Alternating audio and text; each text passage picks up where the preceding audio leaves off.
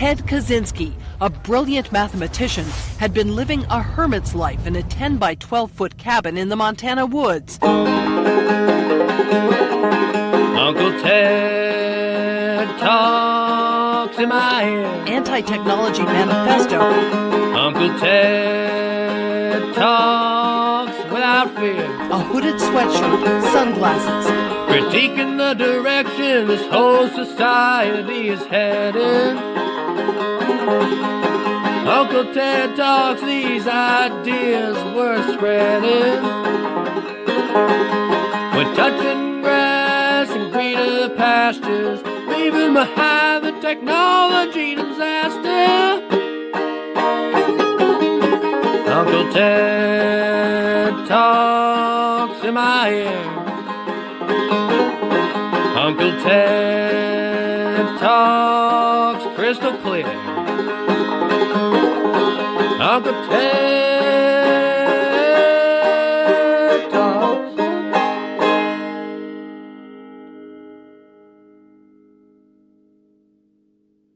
When it was published in 1995, a man stepped forward to identify his brother as the Unabomber. Oh, it must be Tuesday night. Greetings, Teds. Greetings, Teds. What's up, Teds? Teds! I'm out of costume. I am no. scrambling.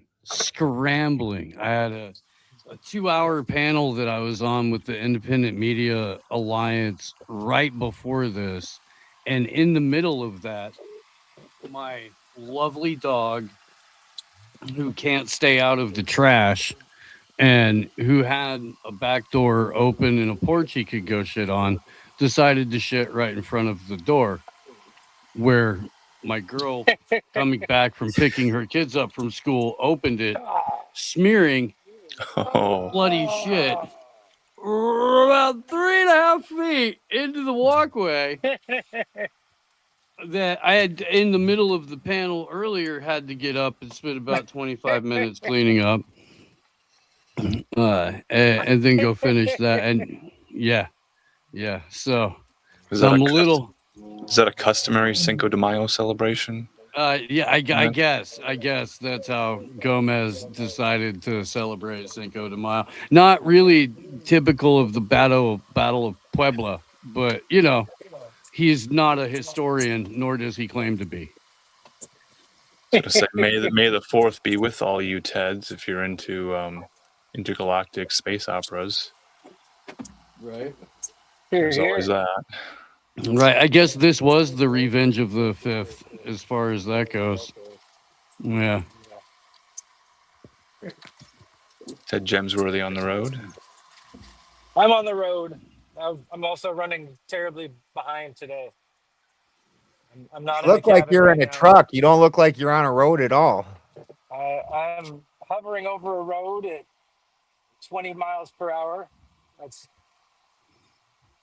what is that, 120 kilometers per hour? And those trees aren't moving. That's not our rear projection trick you're playing on us from a studio somewhere. It might be. I could be in my green screen van. I do like to spend a lot of time out there. I mean, out here in the green screen van. But no, I'm really on the road. You're doing that old school driver's ed simulator. My favorite game. Night driving. Just driving. There's no guns. That simulator doesn't account for when you're old though. All right. The delayed reaction simulator. Yeah, every light turns into a and you can't see a fucking thing. Oh man. Yeah. The drunk driving simulator where everything just slows down and speeds up and you don't quite know. Input delay in the controls. Well, look, that's why you got to start your drunk driving on farm equipment and farm trucks early so that you train up. So by the time you get on the road, you're less of a menace.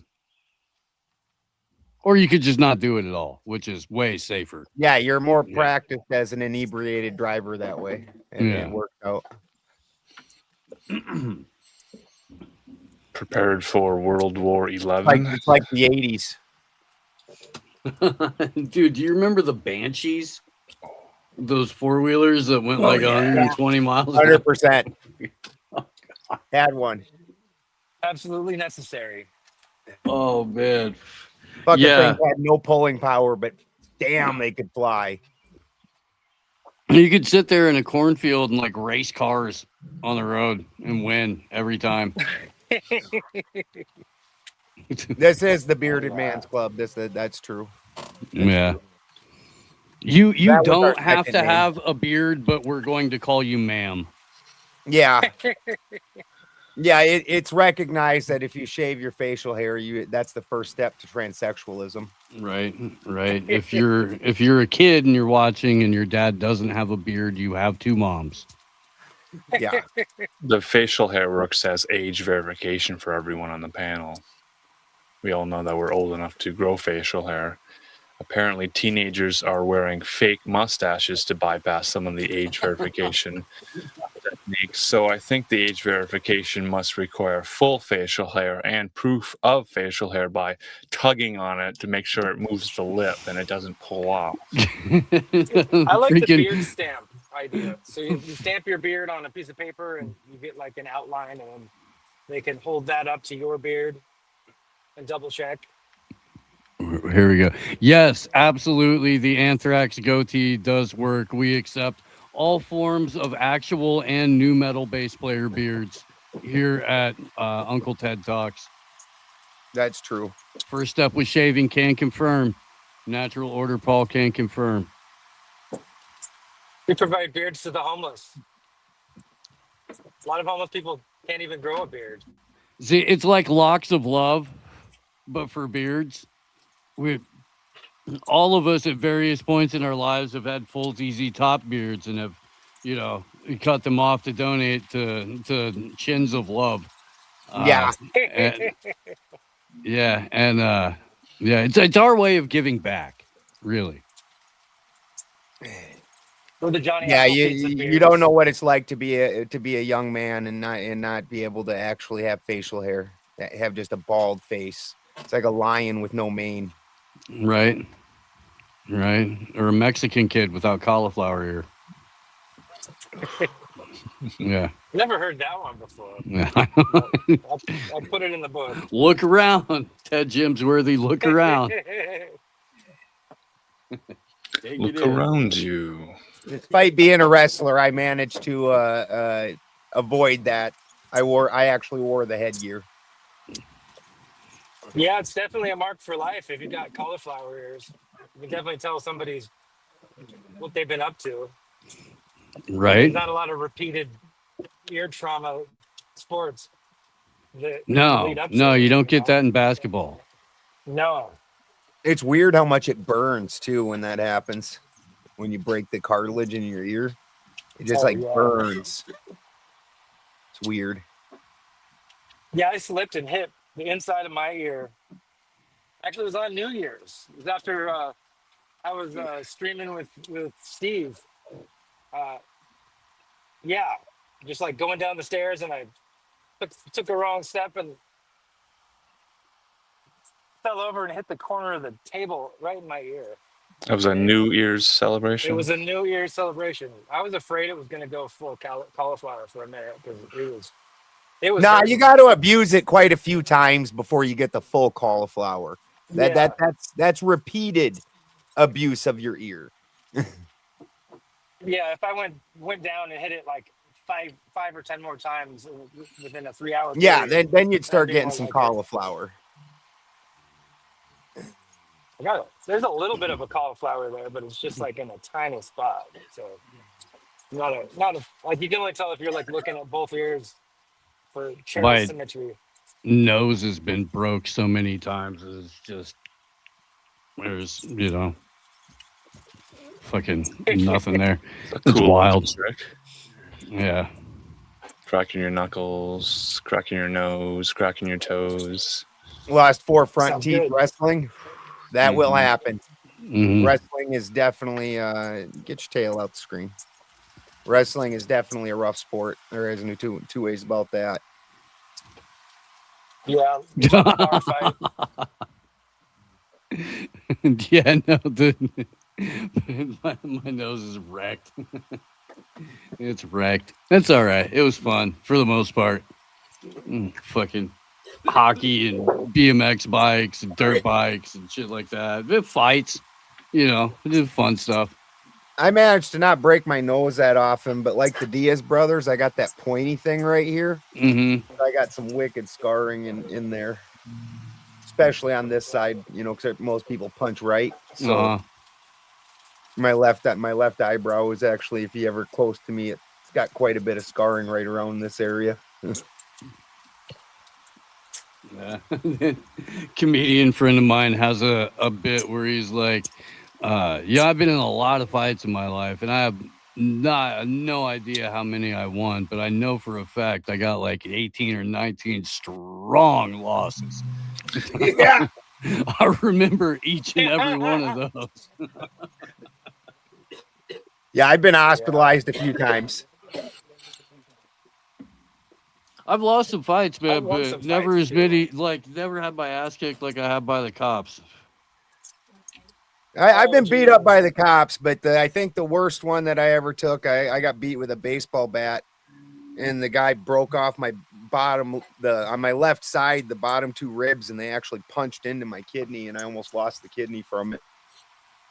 That sucks. Yeah, fights with friends are fine. We used to have Church of the Big Brown Bag at the Renaissance Festival campground. Somebody would just show up with a bottle, and it was in a brown bag, and you didn't get to take the bottle out of the bag until it was gone to see what it was that you put in you. And every time that we got together, somebody got in a fight, and then everybody got in a fight, and it was fun. They're fighting over the bag, like who can control? No. It's just you get some rowdy youngsters together, and they get inebriated, and sometimes, people start talking shit, or just look over at you and tackle you. Guess I've never played the game. I thought it was like hot potato or smear the guy holding the bag. The differently abled. Yeah. Mm-hmm. The lifestyle choice maker. Hail Germany. There's a rainbow flag on that play. Referees are about to review it. It was fabulous. Right. Fabulous. The ruling on the field stands. Fierce. Yeah. So now I'm looking forward to the BET Awards, June 28th this year. It's Cinco de Mayo, Ted Allen. You can't you can't let the Mexican American community that watches the show have a day. Just one day. You're already thinking about Juneteenth. I'm thinking the BET about Awards. BET Awards. Yep. Ted Allen's up there in Minnesota sipping on that Henny. Drewski's gonna host, or is it Drewski? Drewski. He's gonna host it. Is he gonna come out? Is he gonna come out as Erica Kirk? Yeah, is he gonna come out to the BET Awards as a white guy? That's the question on everybody's mind. In full costume, or a white woman. Yeah. He could come. He could do Ricky Gervais and just roast everybody in the room. Sure, I like that idea. Yeah. It's always fun. I want to have a Pimp Your Bulldozer Day. Hell yeah. Killdozer. That would be fantastic. But instead of exhibit, it's like an entire militia. Yeah, that'd be great. I'd love to see a whole army of killdozers. If the whole militia had killdozers, you'd be unstoppable. Right? Yeah. This one's she's an old cat. She's like 14 now or something. Maybe 15. Yeah, she's My kid, this was my son's cat. He left her behind. Now she's my cat. No She cats likes left parking behind. in front of the camera. Yeah, the cat is better looking. She's a pretty girl. It's a studio cat. Acting like a windsock. Right. The audio. Ted Bennington, you sound in my ear tonight. Nice. Oh wow, yeah. Yeah, Butteries. big thanks to Steve and Fourth Wiseman and Auntie Gaslighter, Etta Volt and Spin City for all pitching in and helping me get this sound worth of shit. Heck yeah. I mean, you Nice. know, 8.5 years of broadcasting. It's about time you got an actual microphone in there. Well, it was Yeah. only a couple years ago that I got a computer and didn't do it off my phone, and then also got internet, and that was only because Steve came here and got internet. I did not have internet before Steve came. Like I didn't have internet for years. Well, good work, Steve. Yeah, it was my Spread the fault. internet. It was my fault. Steve came and parked a Voltron on my desk here. And he's like, if this internet quits, plug in this internet. And if this internet quits, you need to plug this one over here.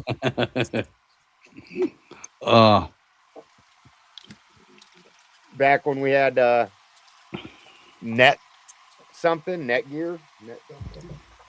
Oh, I can't even remember what the third-party carrier for that was, but they sucked. That's God, they sucked. I don't think it was Hughes. Viasat. Yeah. Yeah, that's what it was. Viasat. Yeah. Oh, Assholes. early internet over a satellite. Dude, it was $300 a month for less speed and less data than I have Yikes. now. Wow. Thank you, Oh, Kelly it Boyle. sucks, dude. Lot. It sucks so much. Yeah, Like, we ran. hey, it's a good thing I'm not recently divorced and made of money. Wait. Probably a really slow upload speed on that, so it's just downloading. It's hard to get good Really do. upload speeds. Yeah, that's. Even business speed. Yeah. Upload I don't got much good to say about Elon Musk, but Starlink is the shit. They bringing Starlink to Iran, the Persian Empire. Well, Starlink terminals got smuggled into Iran. And that's how some internet is getting out. Non-government internet is getting out. Beating the blackout. So they smuggled them in. Just like I'm smuggling farm supplies in the back of this van here. Nice. Got a bunch of hose back Yeah. there. Oh, just some stuff to help things grow. Fertilizer. Flower food. Lots of fertilizer. You could feed flowers with it. Sure. I mean, yes. Flower food, fertilizer. Gonna see some fireworks for Cinco de Mayo. Oh, nice. Hail, Andy. Yeah. We'll see. More. I've also been nowhere near the gardening capital. all week. We're just getting done. What's that? Hopefully get done. Said I've also been gardening all week.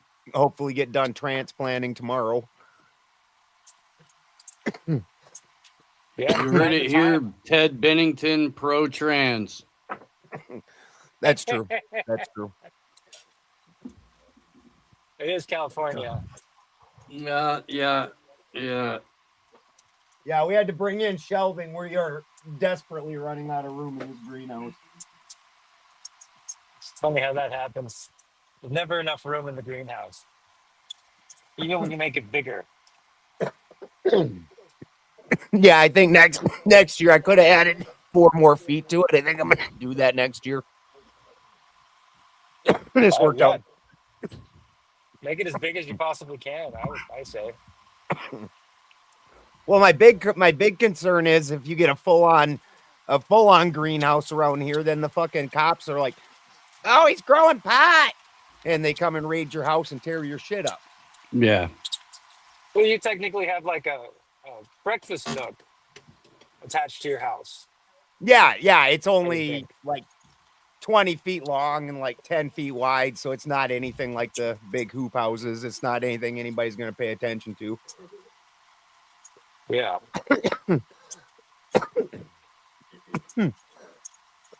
Yeah, we're Wild Rose. We're not to the planting season yet. We're about usually I want to be planted by June 1st. This year I decided to put up a greenhouse so we could get everything started ahead of time. Holy smokes. Last year winter started like a month early, and we ended up with a lot of stuff still on the vine not done. Yeah, it did. It's hard to find all the time. Always one more thing you need to do, and it takes twice as long Yeah, doing it. that's fact. It has been frosty overnight in Minnesota yet, so we've been wanting it to be warm. The dandelions have sprouted, the grass is green, but it's still freezing overnight. So bringing in all the plants into a warm spot. Be nice to have a greenhouse for those plants.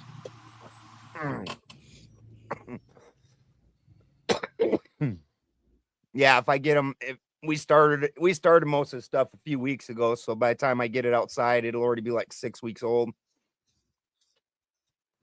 Like, yeah. Good head Yeah. start. Even having Yeah. a south-facing window in Minnesota is such a luxury. Just to get that sunshine. Yeah, see, that's part of why I had to do this too, because I'm on the north side of the mountain. Everybody that's on the south side's already planted. Yeah.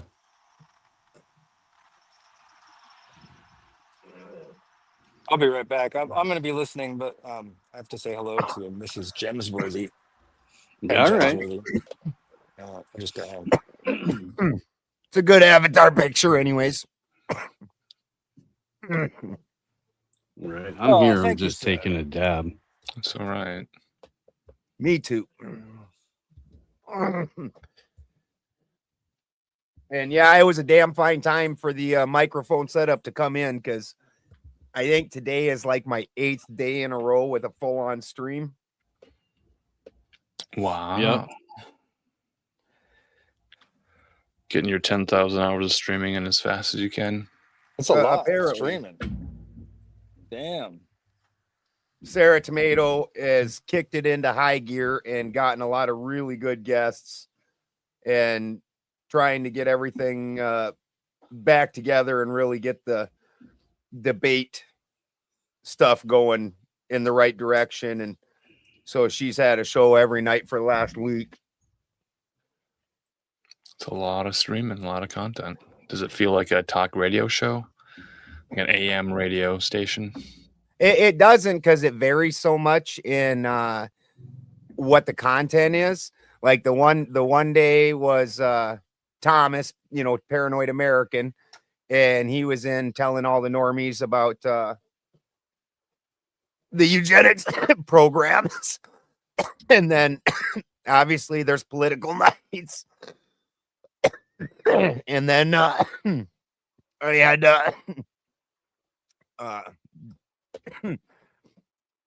Germania culture versus Christian, and that Christians stole their culture from ancient Germanics. And then I saw Howard last night. I haven't seen him yet tonight.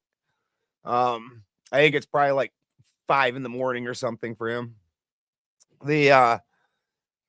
And then Neil, the Gnostic informant, came on. He had one that says the Bible is fake and does not map onto reality at all. And then obviously Or a Seriously Saturday. Yeah, that one was a Seriously Saturday.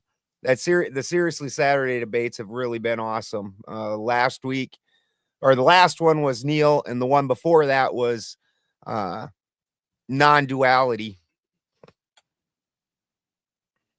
Yeah, dude, my garlics went off the chain. I've got so much garlic, and I had to transplant that. All the roots were coming out of the bottom of them cups. Good to get some planting in. Do you have an herb garden? Christy's got an herb garden, yeah. Yeah. She'd like to make it bigger. We're working on it. The greenhouse was our big addition this year and trying to get that functioning. And then, like I said, right, Christy just today we were transplanting, and I just had to bring up some shelves because even with the shelves we've already put in there, we do not have, there's barely room to walk in there. Yeah, well, that's because you're deaf and the microphone's an inch from my face. It's not when you're talking out of the window. That's probably true. It's theater of the mind. It's the ambiance of the cabin over there. There's the greenhouse looking away. 25 by 30 and garlic. Nice. Yeah, we need to plant more too. Even though I've got a bunch of it, we probably go through at least 3 heads of garlic a week. How many times can you harvest that crop? Does it just keep replenishing itself? Well, once a year, but garlic actually, then it does kind of replenish itself, don't it? Like you just keep putting a new clove out and it turns into a whole garlic. But garlic is pretty good. Garlic can grow pretty well in the shittier months, like in the end of fall and in the beginning of spring. Do you grow mint as well? Anything for a good drink? Yes. Melissa is my favorite mint. Sweet Melissa. Sweet Melissa. Christy grows all those things. We have Pennyroyal grows wild around here in amounts that are ridiculous. Like Wave philosophy, that is exactly what that means. That is exactly what that means. He was talking shit about Jay Dyer and being Freeman's sloppy seconds. Sure. Yeah. Not a whole lot of people on the internet these days. There's just Got somebody in the chat very concerned about Beyonce's outfit at the Met Gala. Whatever kind of demon you think it was, that's what it was. It's Beyonce. She's a fucking psychotic witch. And her mom is a psychotic witch with very bad gumbo. Is she at least done pretending like she's country now? Sorta. Sorta. Yeah, Sorta. Guess I haven't seen any pictures from the Met Gala this year. I know there's years and years back of pictures to still sort through to figure out who's who and what's what. And You have not seen the Met Gala yet, Marcus? Ben, Not do you want to 2026. introduce Salty Santa? Yeah, this is I met Neil on the debate circuit. He's kind of new to the debate circuit, very well thought out guy, into occult things, really kind of matches our groove, has a nice beard. You know, that's so welcome, Neil. Thank you. Appreciate it, guys. from our cabin to your cabin. Neil also Howdy. homesteads. This is Jim, and Jim is everybody calls him Jim, but Jim. And you can't see Steve. Steve's in the top right there. He is. Can't see And, Steve, but you know he's always there. I'm eating. And this is our mad wizard Marcus. Love it. Yeah. Speaking of interesting things in society and the occult and the system, shall we say. I just did a cognitive analysis of my niece. Oh yeah, what does that include?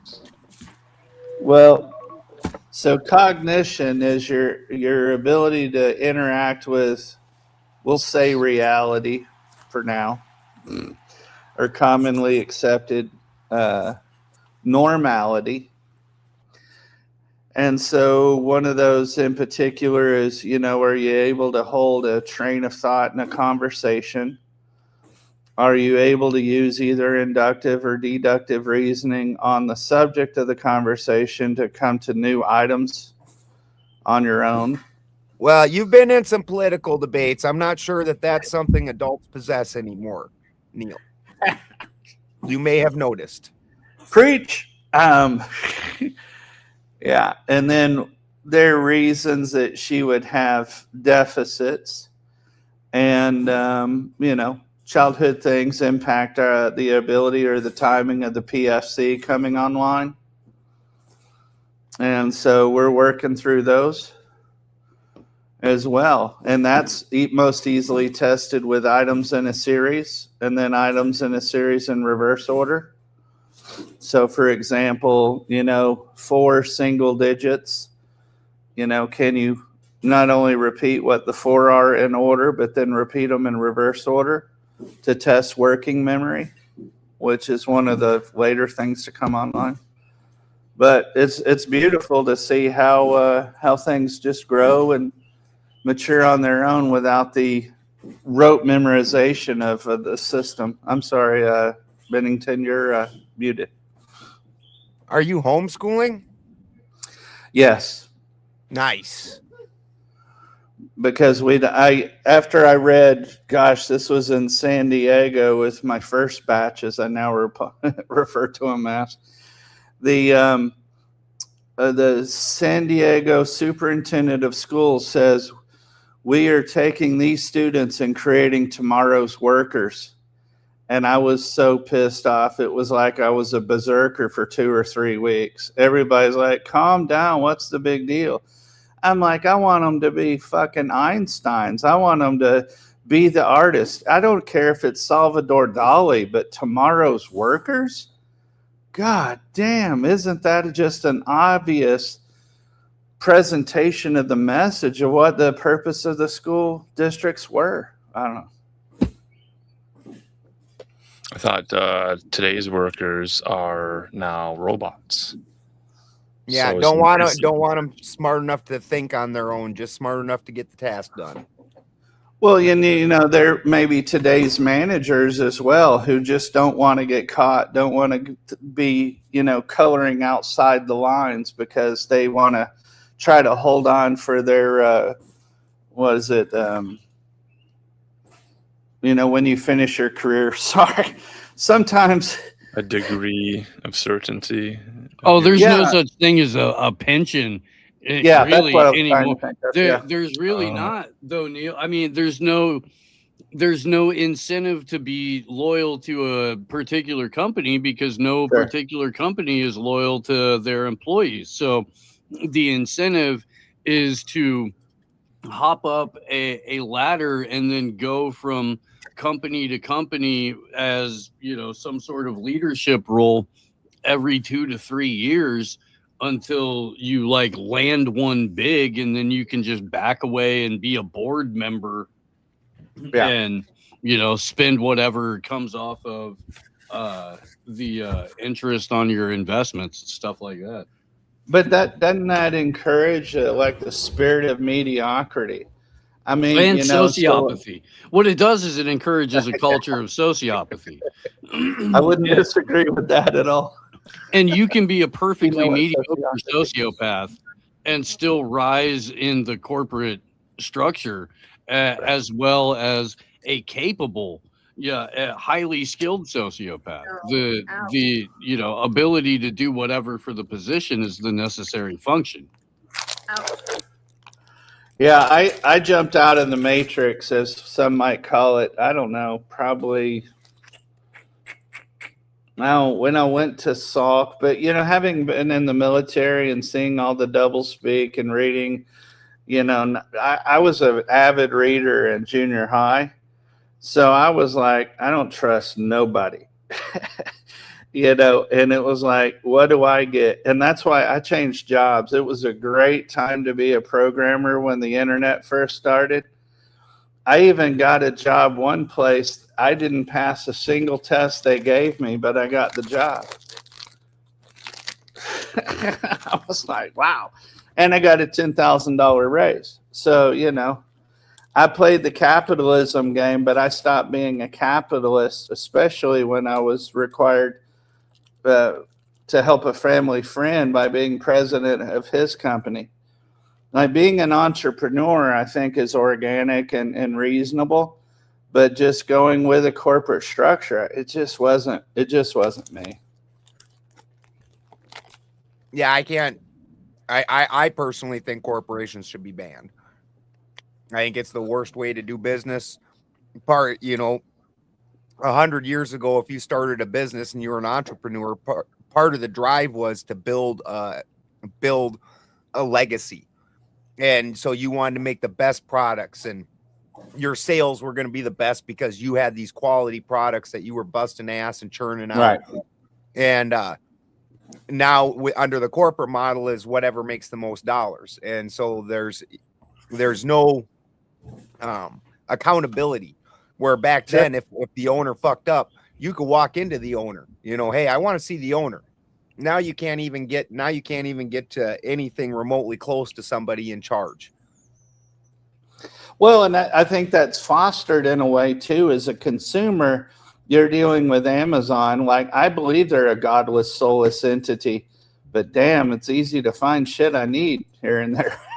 So, resources, yeah, the resource allocation problem. I was reading the news stories about robots and automation and home building, and I found an interesting report out of Texas about building homes with the materials available to them. The catch here and the business opportunity is that robots are doing all the manual labor here. well, were they using essentially 3D printed walls? Because I've been seeing that more in construction of late. Yeah, here's the news report from KXAN. It's a short video. Now, is it presumptive to give myself a TED name, or is it? I like to ask because then I'm only humiliated once.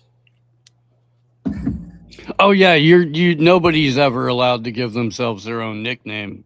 That's Okay. the rules. Yeah. You happen to have sunglasses and a hoodie, sir. Oh, let's see. Do I have? Oh, my sunglasses are these. They change. That And, works. Transition lenses. Okay. That works. Shit. You can take mine in my phone. What? Okay. Hold up. Then I might be christened, You want- even though all of this group is going to be the ones against christening. I don't know if any other one. Wasn't christening like, you know, giving you a Christian name or something? Yep. This is your Yep. This is your I TED look very druidic in this, Yeah. especially we're in the round cherubic face. Find a nice oak grove or somewhere. Yeah, I'm totally down with that shit. All right. You What know, are our the- nicknames? What are our names here, gentlemen? Oh, somebody's giving me shit for sunglasses. Hey, sweetie, will you go into the center console? I do have some prescription sunglasses. We need the irises covered. That's important. No iris scans can be ran on you. Oh, yeah. As a Oh, TED speaking of couch, which, it's- yeah, I have some AI cameras. I was going to do the programming and help some people that I had met at Standing Rock.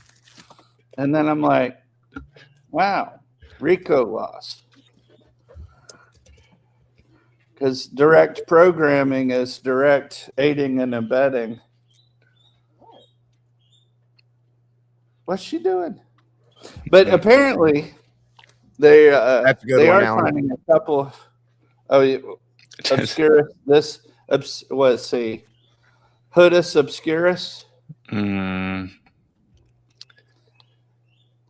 Yeah, Well, I mean, not to be dark, but Steve's. we're I know that deliberating in the back rooms amongst the TED. Yeah, Ted we're Brain trying Trust. to work it out. We're trying to work it out. We're We've working out established your that- TED name, sir. We've established that you don't get to give yourself your own nickname, my friend. Oh no, That's why I'm asking. I present myself before Sounds this like you're esteemed suggesting, body. sir. I didn't give There we myself go. the Santa name either. I'm well Excellent. acquainted with hazing Excellent. rituals. There we go. Let's. I don't. Is it hazing? Is it? There's no I guess like. that is. There's no like forcing you to get intoxicated or like weird homoerotic let's see. activity. It's not I quite think blitzing or nobody's- glamming. Nobody's duct taping you to the ceiling.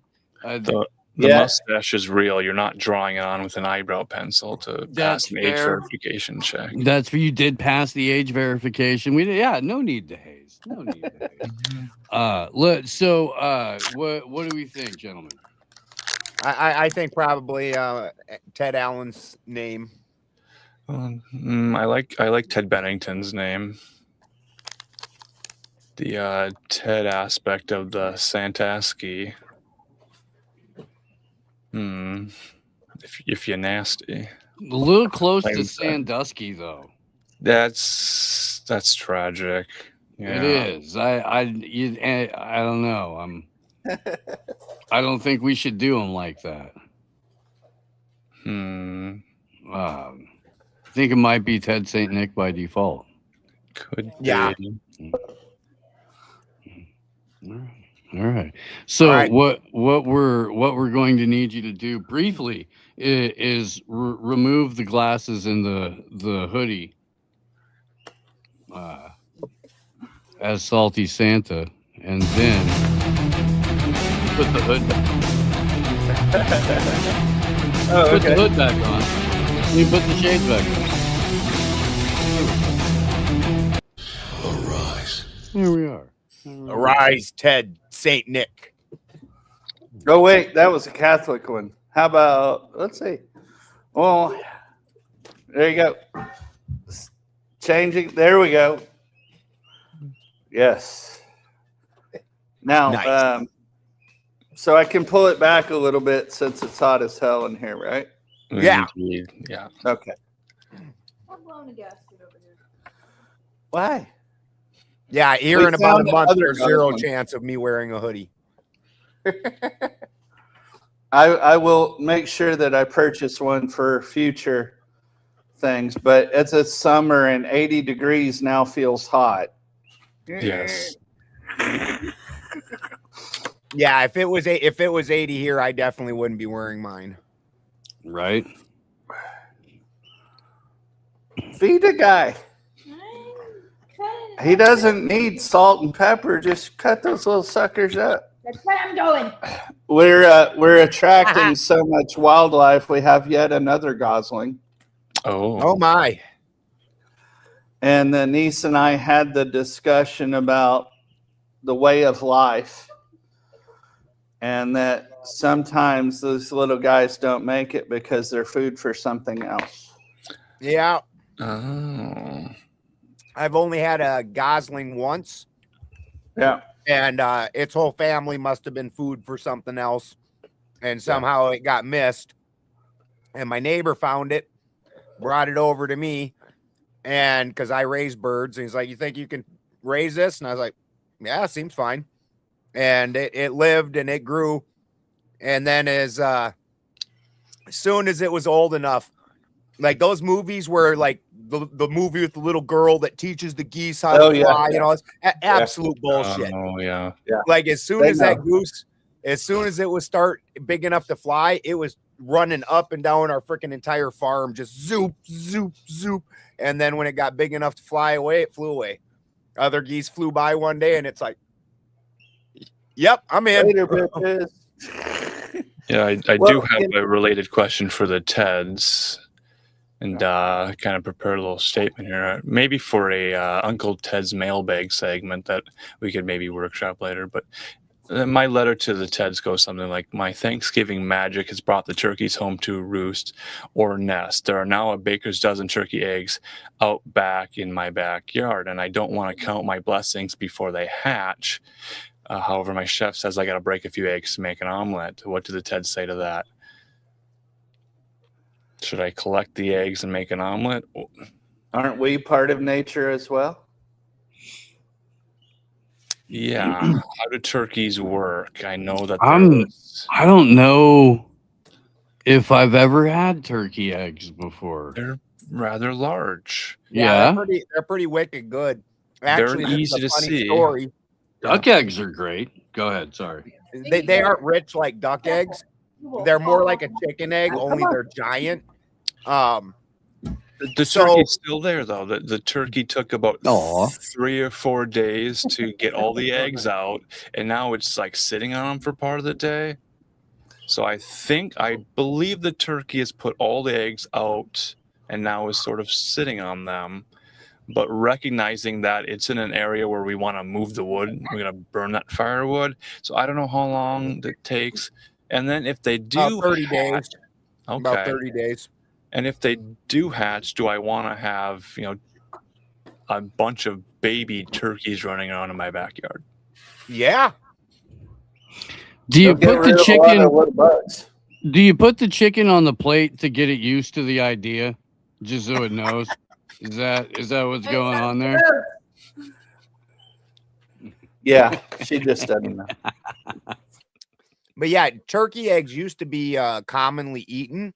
Yeah. And then a chicken farmer, a big chicken production place, paid a newspaper to run an ad, or a bunch of newspapers to run an ad that says turkey eggs give you leprosy. And they fucking had to retract it, obviously, because that's nonsense. But by the time they retracted it, it had completely wrecked the turkey egg market. And so turkey eggs just never really been a thing since. And it was all because a fake news story where they said that it causes leprosy. Well, they did similar thing, wasn't it? The Hearst on the, instead of using hemp, they wanted to use paper. And then to get rid of the Mexicans, there was the marijuana devil's lettuce or whatever that was. Yeah, Henry or Anslinger. Yeah, if anybody's ever read his speech in front of Congress, it's a little bit shocking. Little bit shocking. Well, I think it's shocking how much people think they know how the legal system works because they read the Constitution. I think this gentleman, if that is your area code, I think you have a location problem, and that's why your hit ups all look the way that they do. I think it's because if you're actually in the 417 area code, it's because that's what you get in South, West Missouri. And the top, these Teds are all quite happily taken. Ted Allen, we are auctioning off for 2 Bitcoins because he is a high value. Price of Bitcoin's gone way down. We might have to say 5 Bitcoin now. Right. The price of Bitcoin is going down, but the price of Marcus Allen is going up. Yeah, that's look, man. Ted Allen is the rare commodity here. Bitcoin. We can talk price discovery, certainly. Yeah. We can talk about, was it GameStop offering to buy eBay for $56 billion? Mm-hmm. They know their worth. GameStop offered to buy eBay? Just randomly. Woke up the other morning and was like, hey, eBay. You want 56 billion for the property? And eBay said, fuck no. Do you think it's like when Kmart, which was failing, bought Sears, which was not failing, caused them both to fail eventually? Is that kind of what this is? Because eBay was the place to buy used video games back in the day. I mean, you'd go to Funko Land and they would have used video games on cartridges, physical media that you could sort through and walk out of the store with a new to you gently used video game. And then they stopped doing that so much. So a lot of the collector market went to eBay, but eBay's been such a difficult place to deal with their fees and citing on the buyers who are scamming the sellers, and then you have to have insurance stacked on. So it just made it even more difficult to deal with any of that stuff. Yeah, they have. Well, and as a buyer, only certain people are covered if they just like steal your money. Like there's only certain people eBay will cover it if they don't have like a certain accreditation or something on their account. When you're looking at it, you're just asked out. Because I learned that lesson the hard way. I bought some a salt and pepper shaker, an antique German salt and pepper shaker, and never got sent. eBay didn't do shit. I lodged the complaint, the whole 9. It didn't matter. Some people had brought up the comparison to the ridiculous purchase by Elon Musk of one Twitter.com. Chris Miner! $44 billion. So if GameStop has a market cap of $11 billion and cash on hand of $9 billion, they would still need $36 billion from institutions for GameStop to make the purchase of eBay. I could just do what Elon Musk did and hit up Larry Ellison and the Saudi Wealth Fund and the Qatari Wealth Fund, and he can couple of Trump's buddies. You can't see who X Holdings is. Those names are actually redacted. The parent company for all of the other X related properties, which now includes X Payments. Because if everybody remembers, when Elon Musk was talking about purchasing Twitter, he had that little meeting in maybe it was an interview, I don't know, but he was talking about how in the West there's nothing like WeChat here. So I thought we should buy Twitter, copy WeChat, and there you go. He told everybody before he bought Twitter he wanted to turn it into China's WeChat, and then convinced a bunch of dupes that he was saving my free speech in the process of it because he let a bunch of partisan hacks back on. And people were like, oh, yeah, he's great. Yeah. That free speech thing is in question. An author on the X platform reported being banned after tweeting about Palantir's manifesto thing that they put out, kind of going point by point, and then covering the Silicon Valley fascism and the war on democracy. This author, Gil Duran, is publishing a new book called The Nerd Reich, but said that it was officially good one from X after tweeting. Damn, that's a good name. Yeah, that's a good one. Yeah. So I hear Palantir and Peter Thiel had a good week this week. Stock wise, price wise, marriage wise, Congress wise. Yeah. A series of good weeks. Yeah. Peter Thiel and Palantir.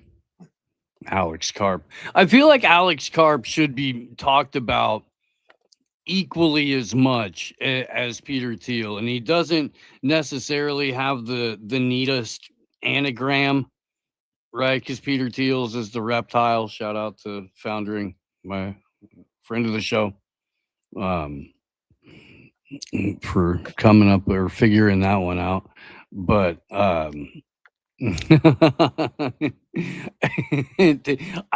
that's how he said it's not necessarily Downs, it's just South African and on ketamine. There's that as well. Maybe that sounds a little Downsy to you, Purple Glue. Maybe that's a little, I don't know. But to me, it sounds like a South African on a lot of ketamine. Did we just have a Mother's Day? No, it's Which Sunday. it's understandable Sunday. why that could be confused with Downs. Yeah. Yeah. Well, Yeah, I mean, I'm not confusion was necessarily cleared up a little arguing bit. with your take on it. I'm just explaining to you what's in my head when I'm doing the Elon voice. It's been a number of years now since Elon Musk showed up with his mother, May Musk, on Saturday Night Live to announce to the world that he was somewhere on the spectrum, but he still loves his mother. So then, Perhaps he's no longer on the spectrum and no longer loves his mother. Something to consider. who's to say? Definitely something to consider. That's And- fair. Yeah, and That's there fair. was Ted Allen, I'm sorry I never pulled up this clip. Did you wanna return to it? Have we moved too far past it? it's we're just playing in the dirt. This is a clip from Austin, Texas area. Considered a big sandbox to play in. A rather unusual home is in development south of Austin, made Sounds of all right. clay, built by robots. Terran Robotics, a tech startup, is aiming to use the cheapest material on Earth to solve the housing crisis. This week, they completed construction on their very first home, and KXAN senior science reporter Eric Henriksen takes an in-depth look how the company plans to reshape affordable housing Pause. across the country. Pause. They said, you know what?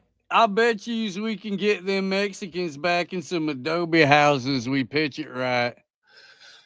That's what they said. That was the whole board meeting. And Yes. somebody went, what? You like seriously? What's the bet? What's the bet?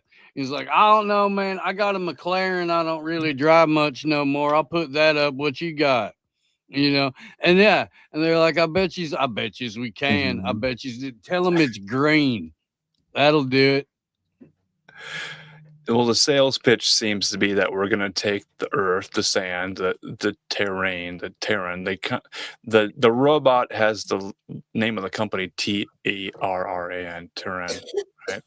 Mhm. So like in Spanish, isn't the word like tierra for earth? But yeah. Sure. Yeah. So that's close to that.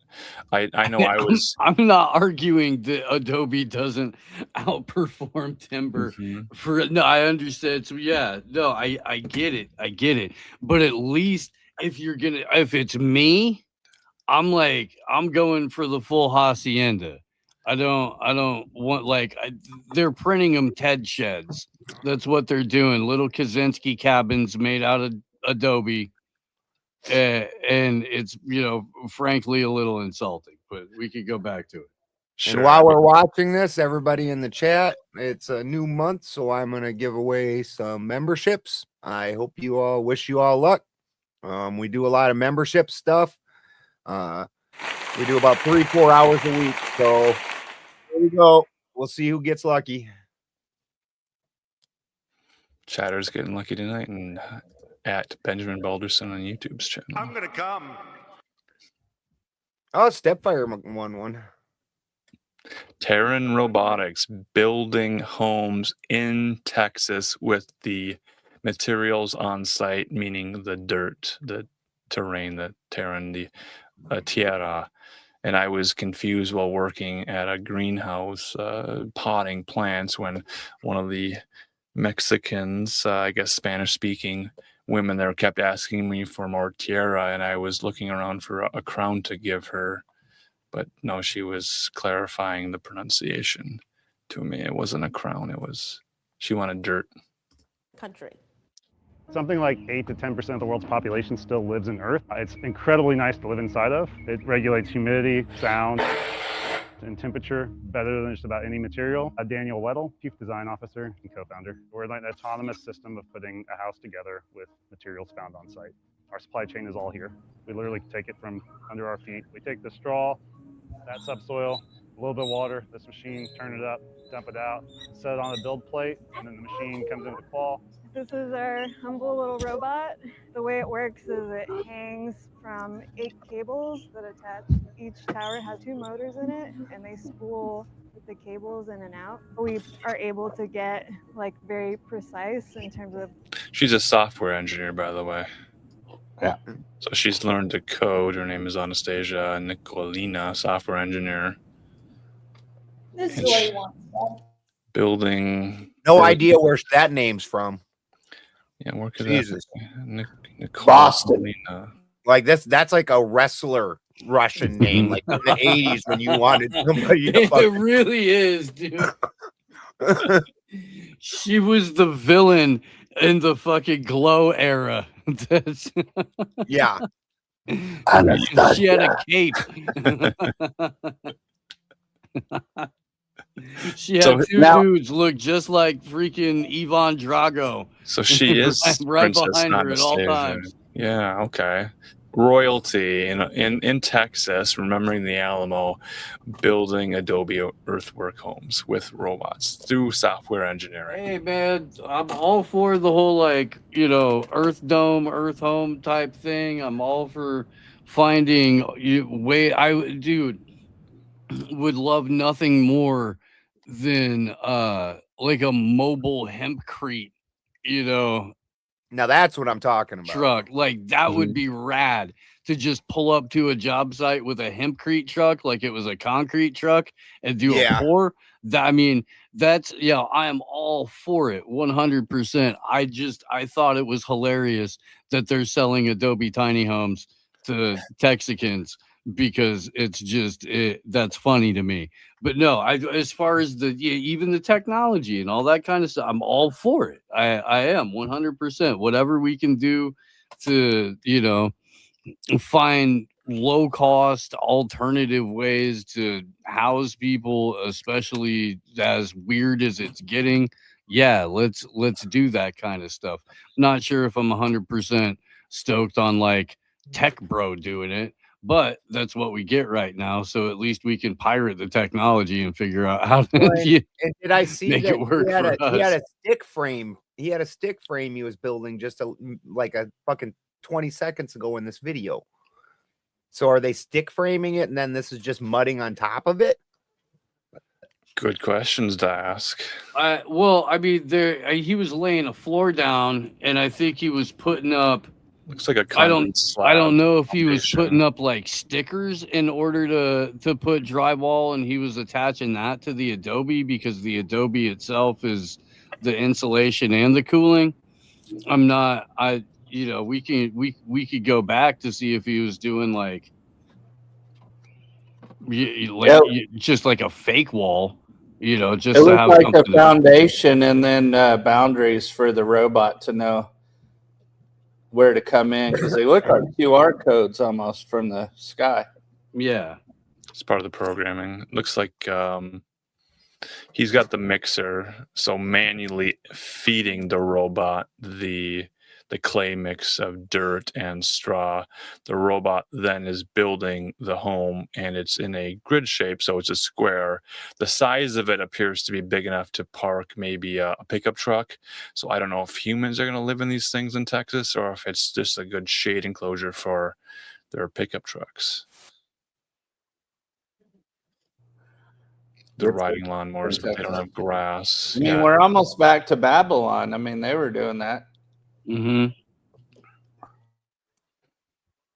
But it's a new idea because we used a robot. So this is a new business he's building as well. Let's play the clip out and see. The cables in and out, we are able to get like very precise in terms of where it's positioned relative to the wall, and therefore like where exactly it's hitting and how much it's hitting the wall to compress it into shape. It's kind of trying to guys, replicate can how we a pause human- for a second? Hmm? This reminds me more of rammed earth. Robots are ramming the earth to build homes for themselves. For somebody, but the rammed earth, I mean, they did really well on the insulation. And then with that medium, they're kind of wet, so there's just enough in there, and then they seem to be impacting them rather than using them as individual bricks. I mean, what do you guys see? Hydraulically tamping it. Which I'm just not sure how that's. I'm not seeing what this is saving over a human. Like what it's doing, you're talking about like a cement finisher's job or something, and they by the time you position this machine and shit, you watch people that do this kind of stuff, they're way faster than this machine. I'm not sure what the machine is saving except for it's kind of gimmicky. Well, it's, you know, a crew of 8 or 10 or 12 as opposed to the one machine. The one machine can go, you know, throughout noise ordinance with no break. The over the course of the lifetime of the machine, you're probably saving but I don't. Yeah, I understand what you're saying. That's not an inordinate amount of work for even a half a dozen dudes to do in a couple of days. Right. That's what I'm saying. So I mean, I don't see where this thing's speeding that up or and it's not that labor intensive fucking what they're doing here. Like if I want a robot to do something, I want it to be in labor intensive. Take away the hard shit. You know? I mean, yeah, no, I get it. I get it. And it's not like this is people, you know, going down to a special part of the riverbank to harvest particular clay and then bring it back, and they're constantly reforming and re-wetting it in order to, you know, get it to hold shape. We're not in that era anymore.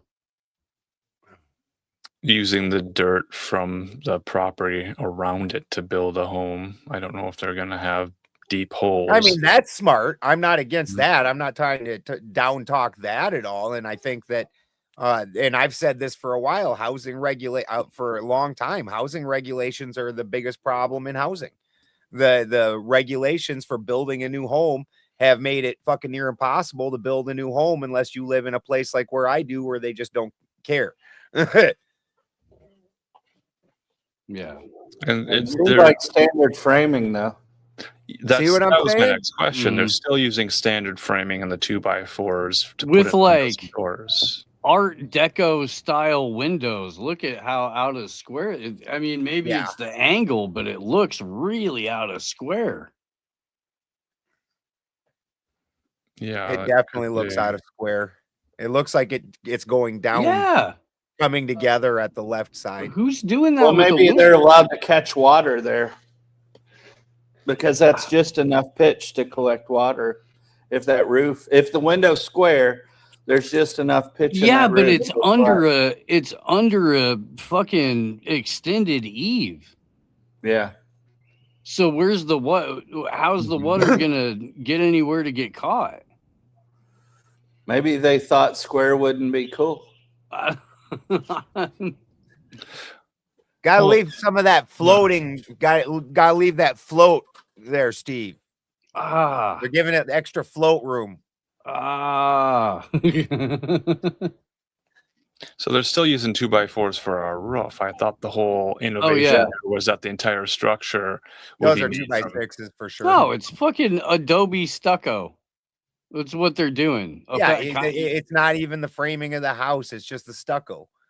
Like that. Or maybe they do 2 walls or like 2.5 walls, and the north and south or whatever are free. Yeah, obviously the roof's framed in, but so we still need lumber maybe to put a 2 roof of the on? walls are all Adobe, and that's what they were tamping down, and 2 of the walls are stuccoed with the Adobe. I don't know. That's kind of a bummer because I thought the whole build a house with the robot thing was that it would just use dirt and straw to build a complete structure, and now they're cheating using lumber. We don't have lumber. That was the resource allocation problem. There's a lumber shortage in the area. You want to use the available materials, dirt and straw, but then they're still using lumber and cement. Yeah, unless you fucking dropped a tree on that property and milled that shit out, that's a bunch of 2x6s that did not just happen to be laying around the property. Probably not. Probably not. I should. Does that look wavy to you? Does that look wavy to you? Look at the roof line. Yeah, I saw that too right there. Yeah. But you notice how the clay that they're building with is a different color than the soil around the home? Mm-hmm. So maybe they had a preferred place. So it gets to the point, wait, if we're manufacturing and moving all this stuff, How's it better than what do they call it? Sticks and bricks? Yeah, Right. yeah. The big thing I can see here is you're not buying siding or insulation. This thing's basically doing your siding and your insulation for you. You know, other than that, like, that's a whole lot of framing that we're seeing for a house that you're telling us was built by this robot. So out of the yeah, mud it is. from the It's place. it's at least 2 of the walls that are framed in, 2 walls that And are the that roof. tamped adobe, and then the wavy ass roof that's got a low spot right in the middle now before any other settling takes place. Which Yeah, just tells me that robot's not that fucking accurate. Like, if because it's the adobe walls that the roof beams are sitting across. So if they're doing a wave, I understand Home Depot. How do you get a would- low spot on a fucking one way downward pitched like how? I guess that's the down end, and they just screwed up. Yeah, look, Or the butts of the 2x6s Yeah. are pointing at us, so it's going adobe wall to adobe wall. So whatever this robot did, it was not very fucking level. Dude. Boo this robot. Boo. Yeah. Wait. Yeah, because it looks like even the rafters are off. It's not even just the cover. Yeah, and they're sitting on top of the adobe walls, so this is that robot's fault.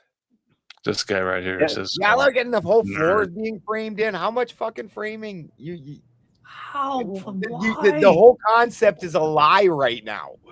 Why? Some Like Marketing. at first when they said it, I was kind of imagining like damn near like some upgrades of what you see down at some of the homeless shelters. Like some of them motherfuckers have themselves little houses. Sure. Like they come up with some stuff and they can build themselves a nice little setup. And I've seen 2 stories. Like maybe taking like plastic bottles like they do in Africa and you putting them in the walls for fucking and shit like that. Nah, you just used mud for some of it. And my disappointment was in the reveal. I had seen Star Wars and they had those rounded shaped homes. And it was nice and round. It looked more like an igloo.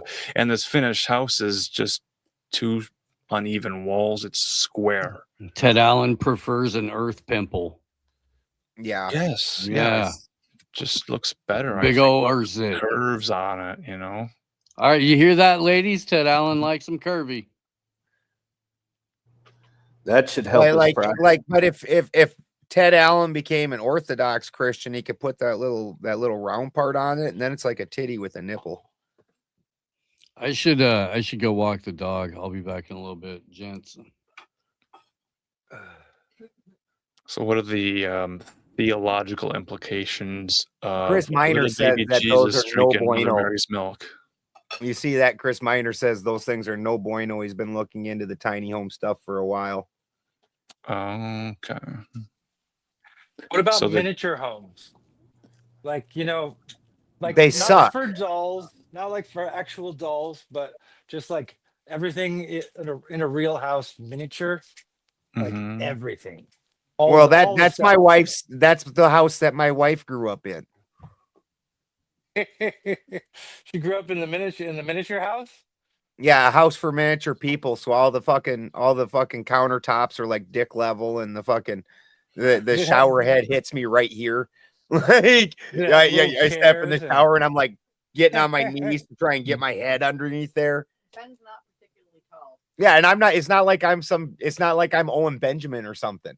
Like, I'm an average size, an average height dude, and fucking I got to duck way down because all of her family, the tallest person's 5'4", and everybody else is shorter. So their shower head's like 5'5" in the air. Oh wow, yeah. You should shower in inland Japan. We got caught in a typhoon, so we had to go to inland Japan to find any place to stay. And the bathtub, I was ready for something a little smaller, but literally at 5'11", from the back of my, small of my back to the front. I had to have my knees bent, and then they only had the bidets, and all the instructions were in Japanese. And I'm like, I am not risking my life for an international incident over this. But the final thing was when I was sitting on my bed, I felt like I could fold the laundry of the people next to me. That's a tiny home. Yeah, Americans don't realize how big and how spaced out we live. Like everything here, like even the toilets are like 6 inches off the ground in other countries. Like I remember that when I first went to fucking Germany, we and it was like 10 of us, because we all had to go to the bathroom because we just got in from the trip, and we all go in the bathroom and we're like, is this a kid's bathroom? Is there an adult toilet? And Nick said he was in Japan at the time. Well, the other event that I discovered was being in China, and there were just footprint marks around the pipe. Now, this was about 10, 15 years ago, but aim high. So you said you were in Japan and there was a typhoon? Yeah, there was a typhoon. So we were flying through Narita, which is a big exchange. And so they didn't have any hotels. Everybody was booked up. So without telling us anything that was going on, they took about 30 rowdy people on a bus trip with no explanation of where the hell we were going. And there were some tight roads, and it's in the middle of the night, like 2 a.m. People were about to mutiny, literally. And then we get to this little tiny hotel, and it's like, oh, a place to sleep. And I slept diagonally, and I'm 5'11". I'm still stuck on that typhoon thing. To me, that sounds like weather warfare from Thailand against Japan. Right. Oh, could be. I went to Japan and with when you look at the periods and the intervals on these, I went to Japan once also, but I didn't ever get off the plane, so I don't talk about it. It was a stop, and the plane I was connecting on was still the plane I was sitting in, so we never got off the plane. I've been to the airport in Japan and looked out the window at Japan, but I've never actually set foot there. Well, the thing about, I think it's bad, but I think the thing about the airports is they almost all look identical. You can't tell where you're at. They all have a McDonald's. They all have, whatever else. Perhaps there's a local fare, but for the most part, you don't see any of that until you're outside of the airport. I'm hearing the presence of Ted Gemsworthy. Oh, shit. Sorry, guys. Oh, we're glad you're here. So, Alan, you were bringing up the disappointment of seeing that it was only 2 walls and then the other ones were stick and regular insulation, I assume. Were there any other reveals in that video? Well, it looked like they at least stuccoed those walls, so I wonder if they filled them also. I don't know, though. Well, that was a news story that was getting a lot of coverage, maybe for the wrong reasons, people just joking on it or clowning on the thing. But to see robots building square structures, it's kind of a brutalist architecture style anyway. Wouldn't there be a better opportunity in building curves and shapes and things that aren't 4 walls and a ceilings that would just have on the landscape visually, it would look more interesting? Well, that fucking robot couldn't get just a straight wall done, so I wouldn't expect you to start doing other shapes. Sure, and 3D printed objects could, in theory, have more shape to them, more interesting structure, but I didn't see that built by this Terran robot thing, which was reliant on wires, so it was going back and forth on these sort of fly system wires and all that. Which would mean that it would be impacted by the weather, and especially any wind. But the other thing, I'm just thinking about the sticks for the framing out of that wall. They couldn't use stucco all around it because the wood, especially green wood, that's going to be a factor. and then you're putting on a wet composite, you're going to have some serious rotting going on, and it didn't look like it was pressure treated wood. Yeah, there's a lot more work to go into this to make it move-in ready. So maybe it would be okay for a shade structure to park a truck under. That'd be a hell of a window to drive through. Permanent taco stand. I'd be down. Those are the best taco stands when they're that small, though. Or it would be a parking place for your food truck to have a kind of a structure over it. Keep it out of the hot sun. Yeah, that's a nice evolution of things. I used to like my cheap Chinese and my cheap Mexican places. That was called Terran Robotics, right? It was Terra. Yep. Terran. It looked like I got their website pulled up. Yeah. Do they have an IPO coming up? Is there stock options we could get into? But This why only 2 walls? Because that's all the robot could effectively build, I guess. Yeah, that makes sense. Square and parallel. And then, filling in the floor, that'd be the same feeling where you're using composite materials. They're not going to heat and shrink the same way, expand and shrink the same way as different temperature climes.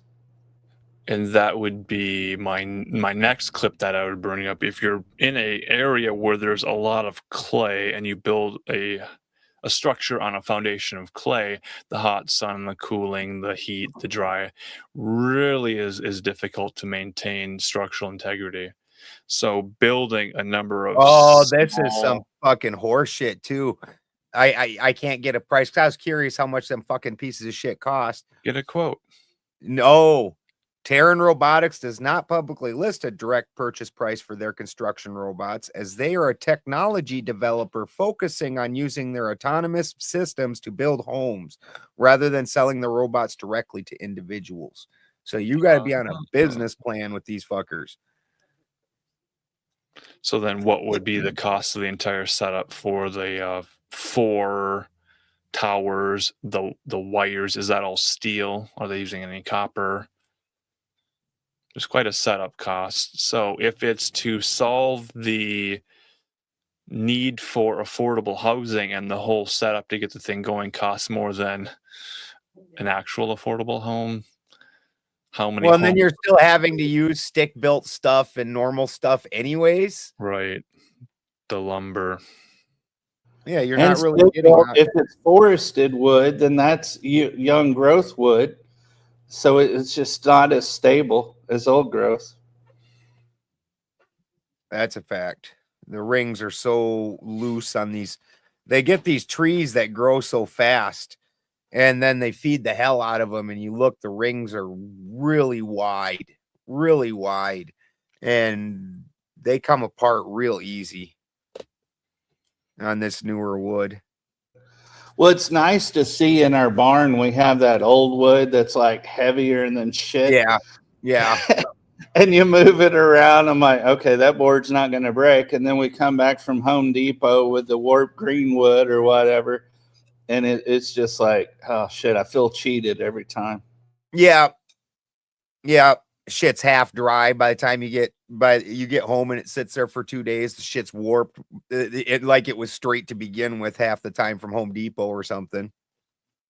Well, I try to cure. I don't know that that's accurate as a term in what I'm doing, but I'll buy a grade 2 cedar, for example, and let it sit in my shop for about a year just to dry out over time. Then so I can use it out in our garden.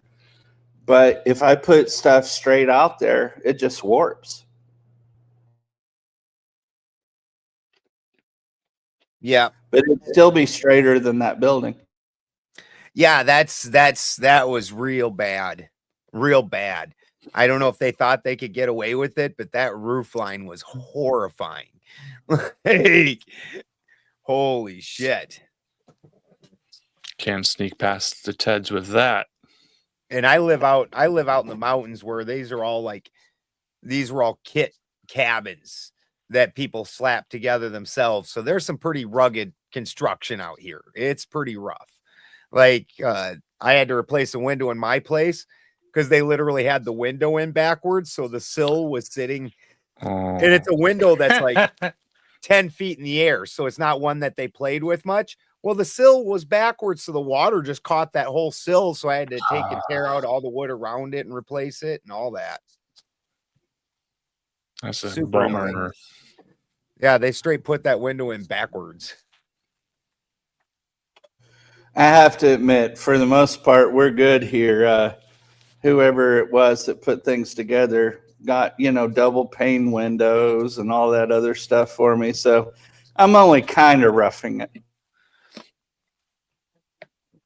Yeah, this place isn't too bad. I mean, it's got quirks like that, but all around, it's not a bad place. We were pretty happy when we got it because we weren't expecting the house to be this nice. Right. We had been to the property when we bought it. We were actually in like, I don't know, fucking some other state on the east side of the country when we purchased this. Well, I grew up for a season in a house that was over 110 years old in 1977 or so. And it had quirks. We'll call them customizations. How about that? Yeah. Pre-planned customizations. Yeah, my, and I don't blame them. My first construction work was pretty fucking horrible. I mean, I know how to do electrical and plumbing and stuff, but I don't do carpentry and roofing and all that. Like I've done, I could do siding. I went when Christy and I first got together. I made this like, just like a roof above a open room area that was up on the second floor, and there was no walls around it or nothing. So it was just like a nice little sitting area where we could look out at the mountain and shit. And I put a roof above that. And I thought, the way shingles work, you just overlap. You start at the bottom and then make sure it overlaps. And so I'd gotten this sheet roofing, where you roll out just the whole sheet of shingle, the roll roofing, and it was all torn up. So I just took each of those pieces and acted like they're shingles and overlaid them. And I swear to God, when it rained, it leaked worse than if I'd not done a fucking thing at all. I was like, oh, that's so bad. Unfortunately, I injured myself right as we were putting the roof, or prepared to put the roof on what we called the Taj Mahal coupe, way overbuilt, and I'm like, oh, it's fine. We'll just get the rafters up there, the boards up there. And everybody's looking at me like, who? I guess I'm the only one who can lift those. So then we ended up having to use the plastic tarps. It felt so uncool. And here I am publicly shaming myself about it. But you know what I found living on a farm several times now? You do what you need to do, and all the chickens survive but one. So I now refer to them as the Spartans. And you said they're staying in the Taj Mahal coupe? Well, we have to tear that down because I had allowed enough water to get to the base flooring. Everything here in Oregon molds the instant it sees water. I had treated the flooring. I just didn't have the time to put the plastic layer down and truly seal it. Everything from the bottom looks pristine, but from the top layer with the chicken processes and then the water, it actually bowed down about 1/4 of an inch, which is a floor. That's bad. Sure. Now, is that Taj Mahal coupe, is that a 2-door setup? Yes, in fact, it was. And then it opened up to I think it was 16 by 30 run, because we wanted to scale in case food resources became more interesting. Did you install a moonroof or a sunroof on that? It wasn't that cool. Stereo radio? Well, there was radio. You got to listen to something while you're up there. It's that Goya music, isn't it? Sort of a dance kind of a music from that area. Well, I was thinking more Iron Maiden when I'm working on something, keep the juices flowing. Good episode with the Taj Mahal thing. choice. Oh, yeah, that's of course. Yeah, see, I you would got not me. have I guessed got that the edibles looking at kicking you. in. Would not have guessed that looking at you. I listen to a lot of hillbilly music and folk music, but if I don't, it's like Iron Maiden or fucking Manowar. I like Manowar a lot. Sure. Yeah, no, I like most everything. One of my favorite albums at the time was The Chronic when it came out when I was living in Long Beach. I think it's because I grew up for a season with musicians. So music was music. It wasn't a public display. And it's like, oh, that's got a good beat. That's got a good roll. I loved a lot of the rave, especially melodic trance.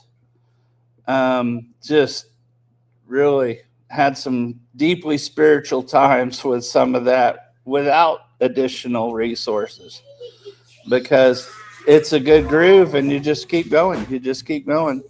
Now, let's see. I have Alicia Keys in my playlist. And of course, I've got, what's my celebrity crush's name again? Always Krauss, Alison Krauss. And, all that. So I like a lot of old blues, like Delta blues. I love the Chicago blues. She's bluegrass. Albert King. I listen to Alison Krauss.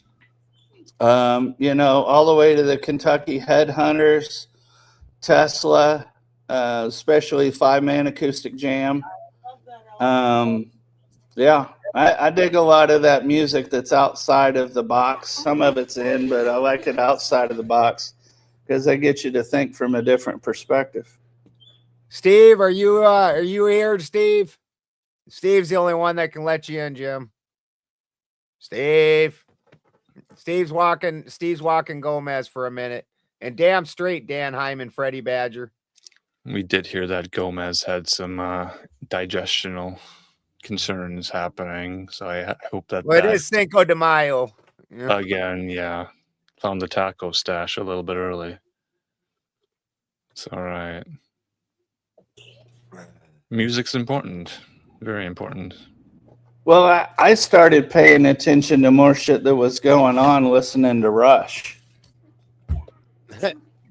Interesting. 2112? Yeah, all the way through. I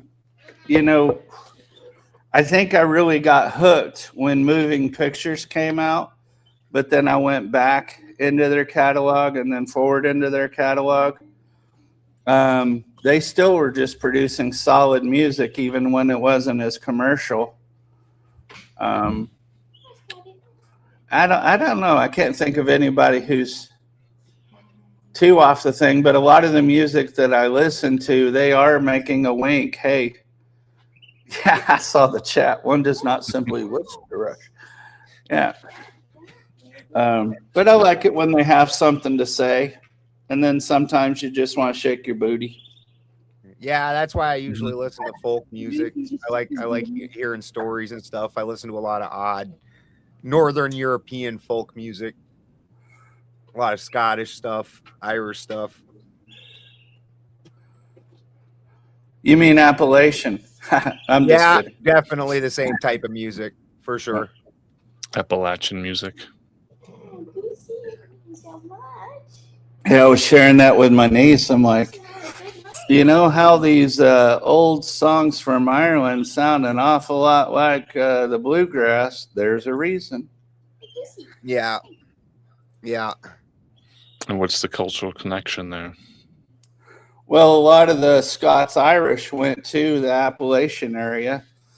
And Appalachia, if you're, was it north or south? It says it that way. I'm Tennessee and Florida, so I think that's pretty southern. I just remember it as Appalachian. But, you know, I think you combine the fiddle or the violin and the and the guitar with anything. I mean, that's bluegrass, Appalachian, and especially when it's the folk stories as well. But my favorite one is an Irish ditty, Dirty Old Town. Yeah, that Dingo, My Little Armalite's is Christy's favorite. That's Christy's favorite. Did you guys get into the Pogues or any of that? Any of the Pogues? The Pogues were an Irish band that did a lot of the older songs as well, or Dropkick Murphys. I know we know Dropkick Murphys. But I would go to they're a little libtarded these days for my taste, but back in the day they were awesome.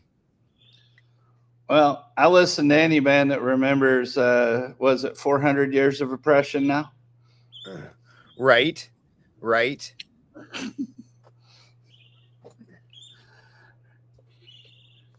Oh, the Cranberries are good. I saw that in the chat. That's because the Irish weren't smart like Robert the Bruce. They didn't. The Scots didn't go through that whole period. They got some freedom because Robert the Bruce took out all the enemies from the inside before he tried fighting England. Like you can't have danger at your back and at your front. It doesn't work. Front war. Yeah, it doesn't work out.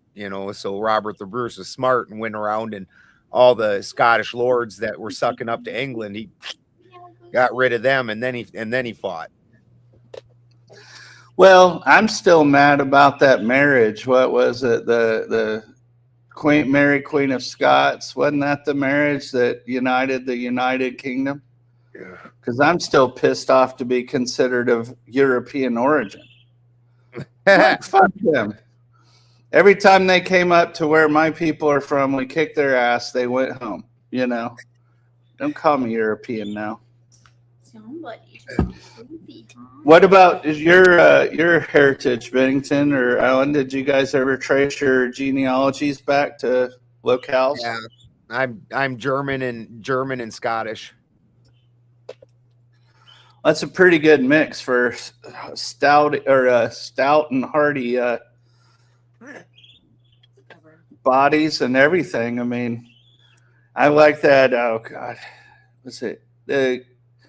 He died recently, I believe. The Scottish comedian. He was the. Oh, sorry, I've stopped reaching for things that I don't remember. But he said, you know how Scotland was occupied? There were some Irishmen, and they thought, hey, there's shittier weather up there.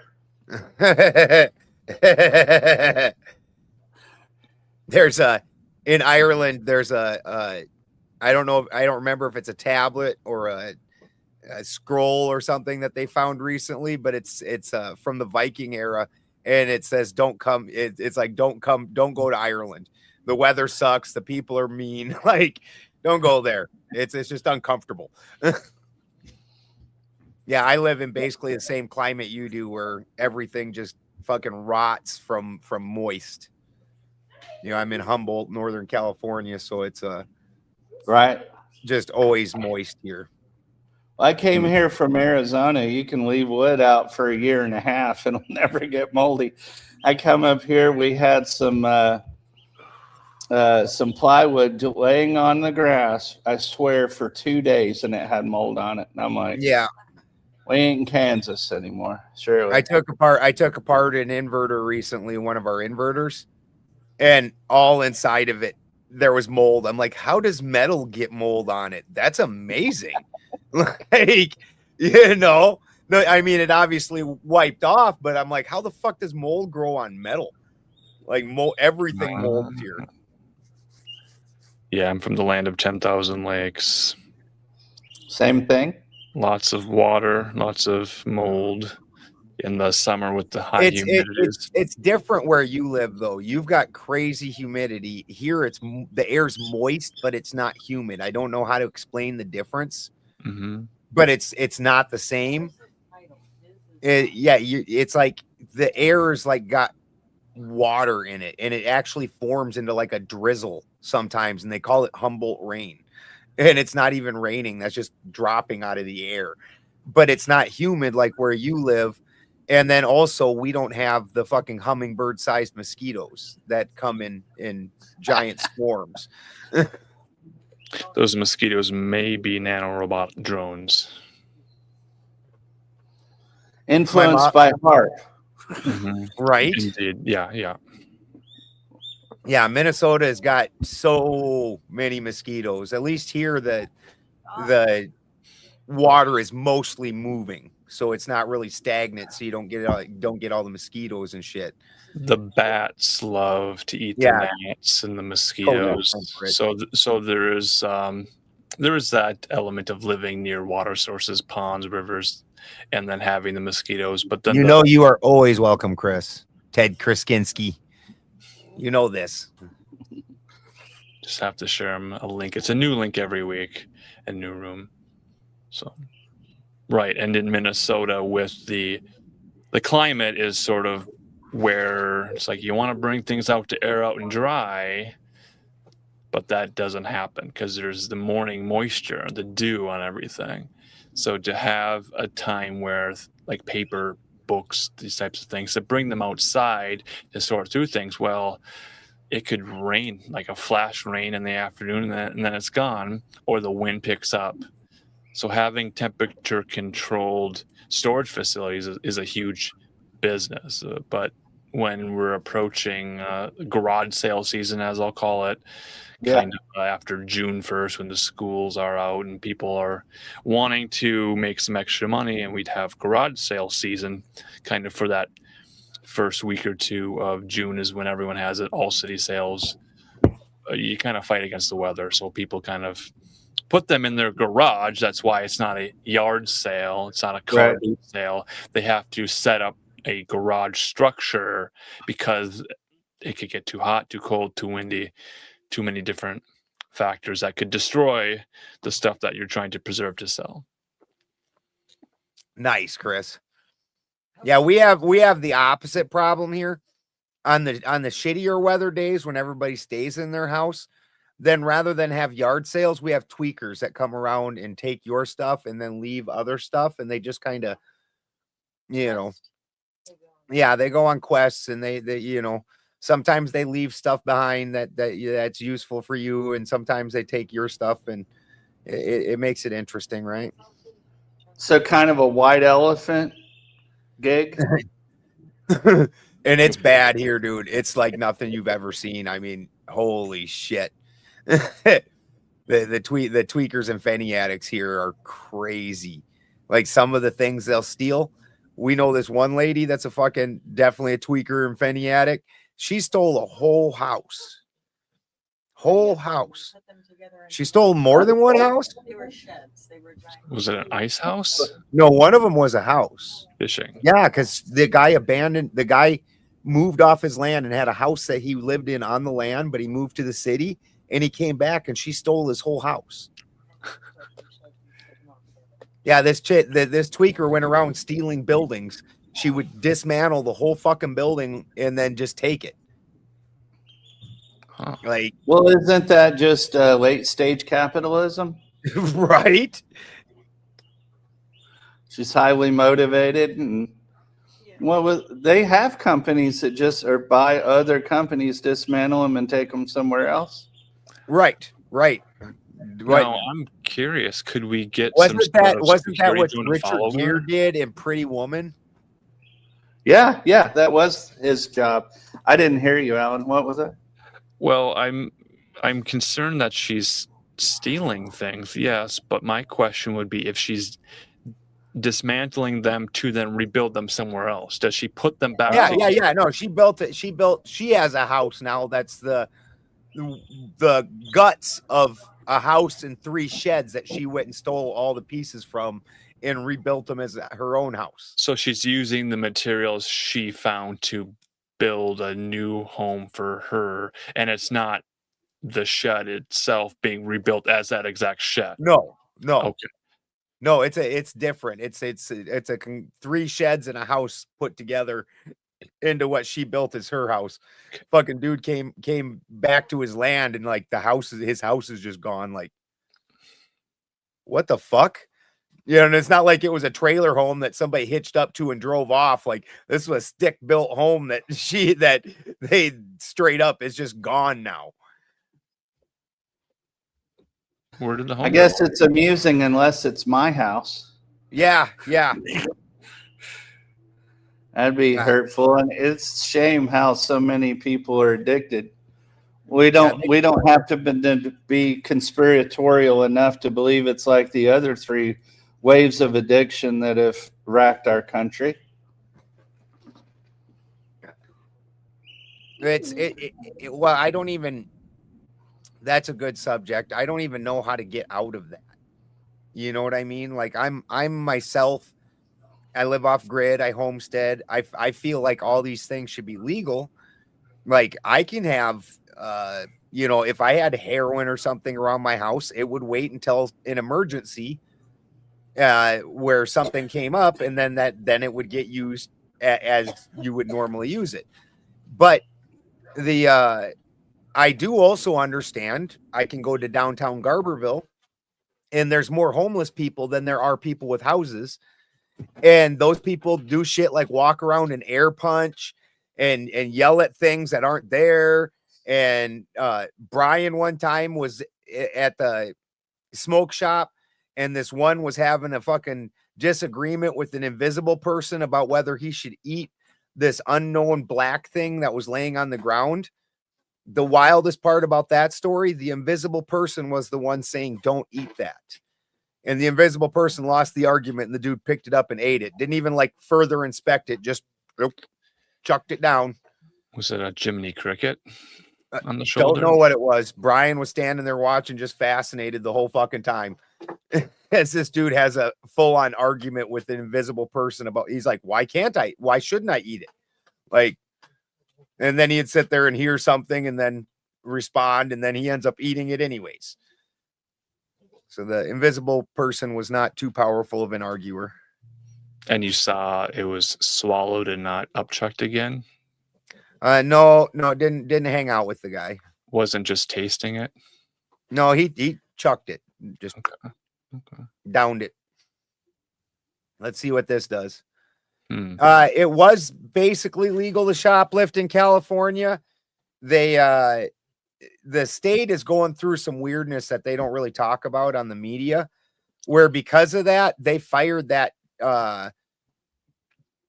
Who was it that passed that? I think it was a city attorney, because it wasn't the entire state like that.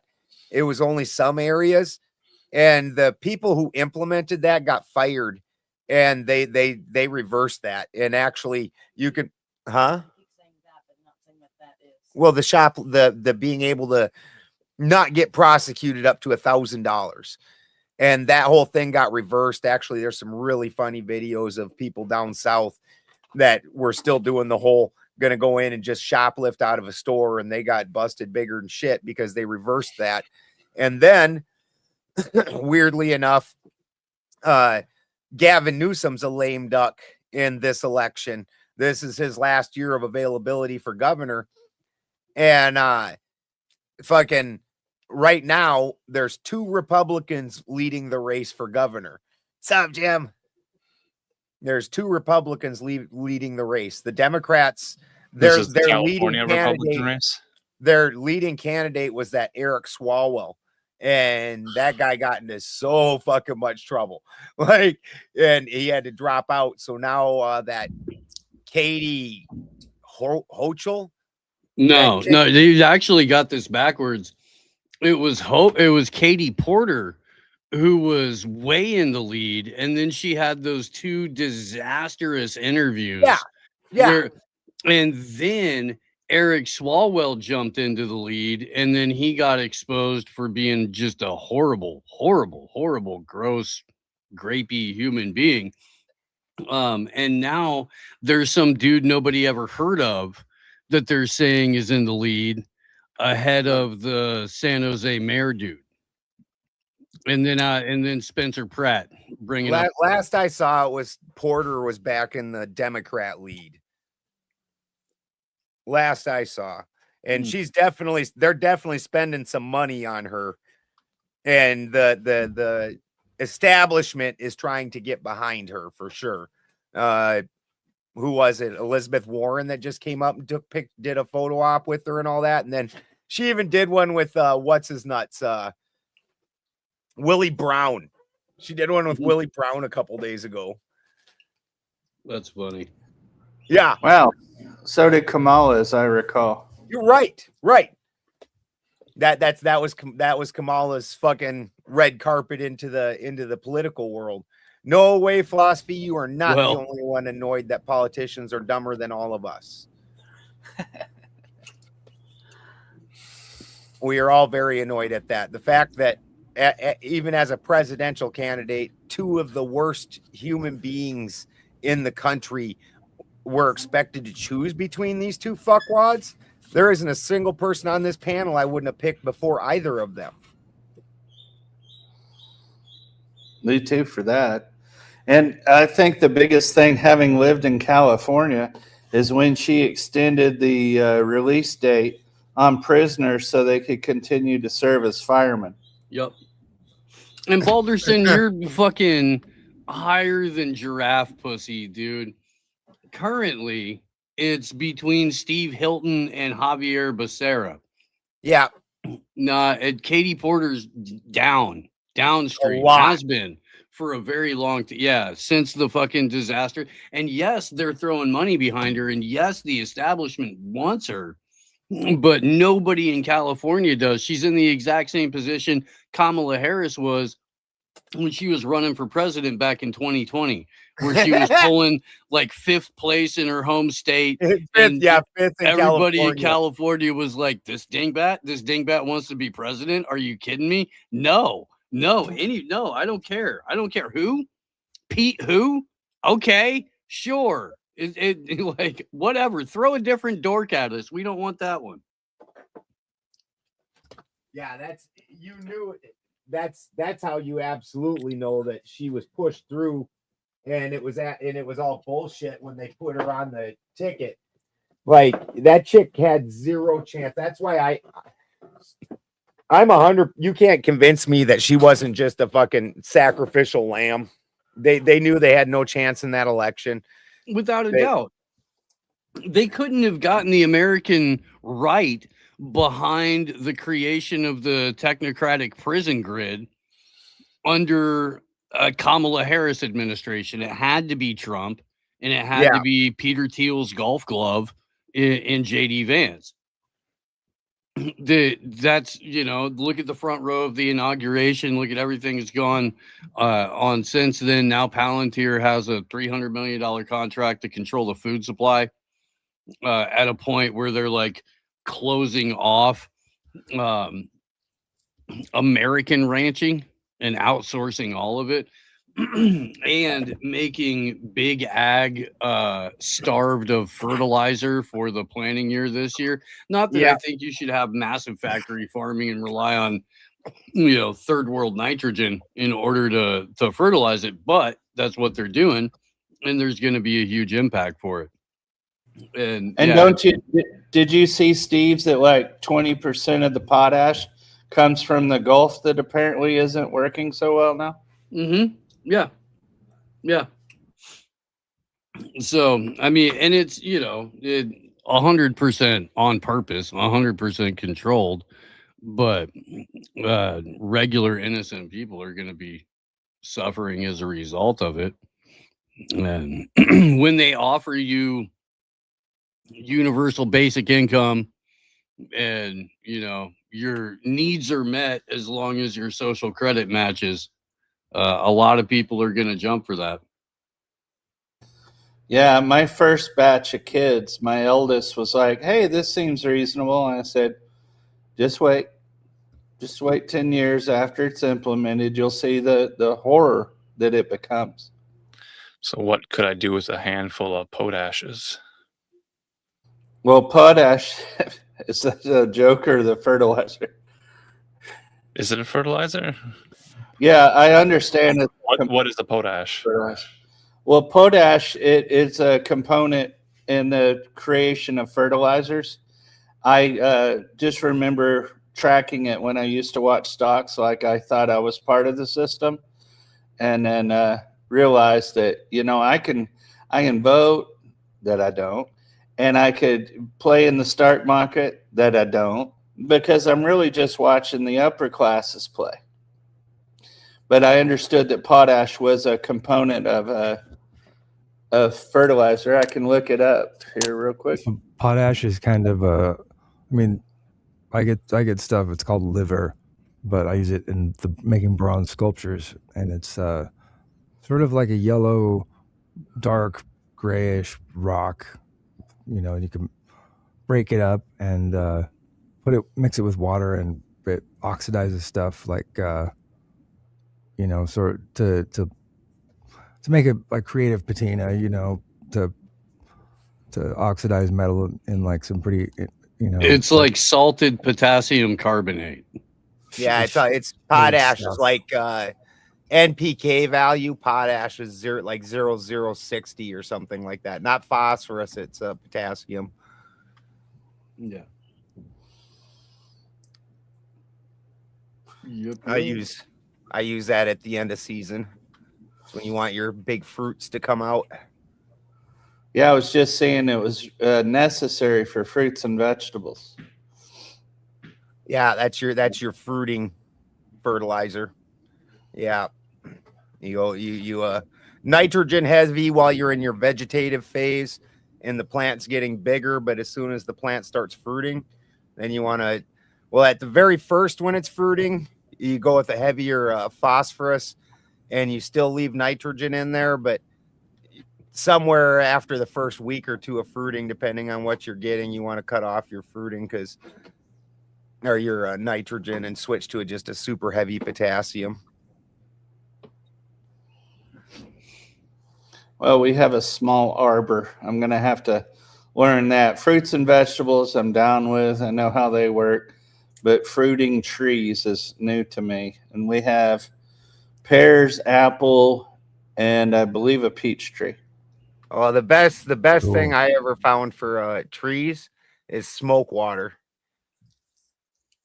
Yeah, like if you're making biochar, when you're making biochar and you quench it, take that water. Fruit trees love it, especially if you've got peach curl. Yeah. Because I imagine you're in a similar environment to us. So you've got to have problems with peach curl, and that smoke water will cure that peach curl up real quick. We're definitely doing that. And I'm also treating my grow beds with milk intentionally left out until the bottle swells a little bit. So I'll leave about an inch or so in there and let that get going, and then put the rice water with it. Lactobacillus.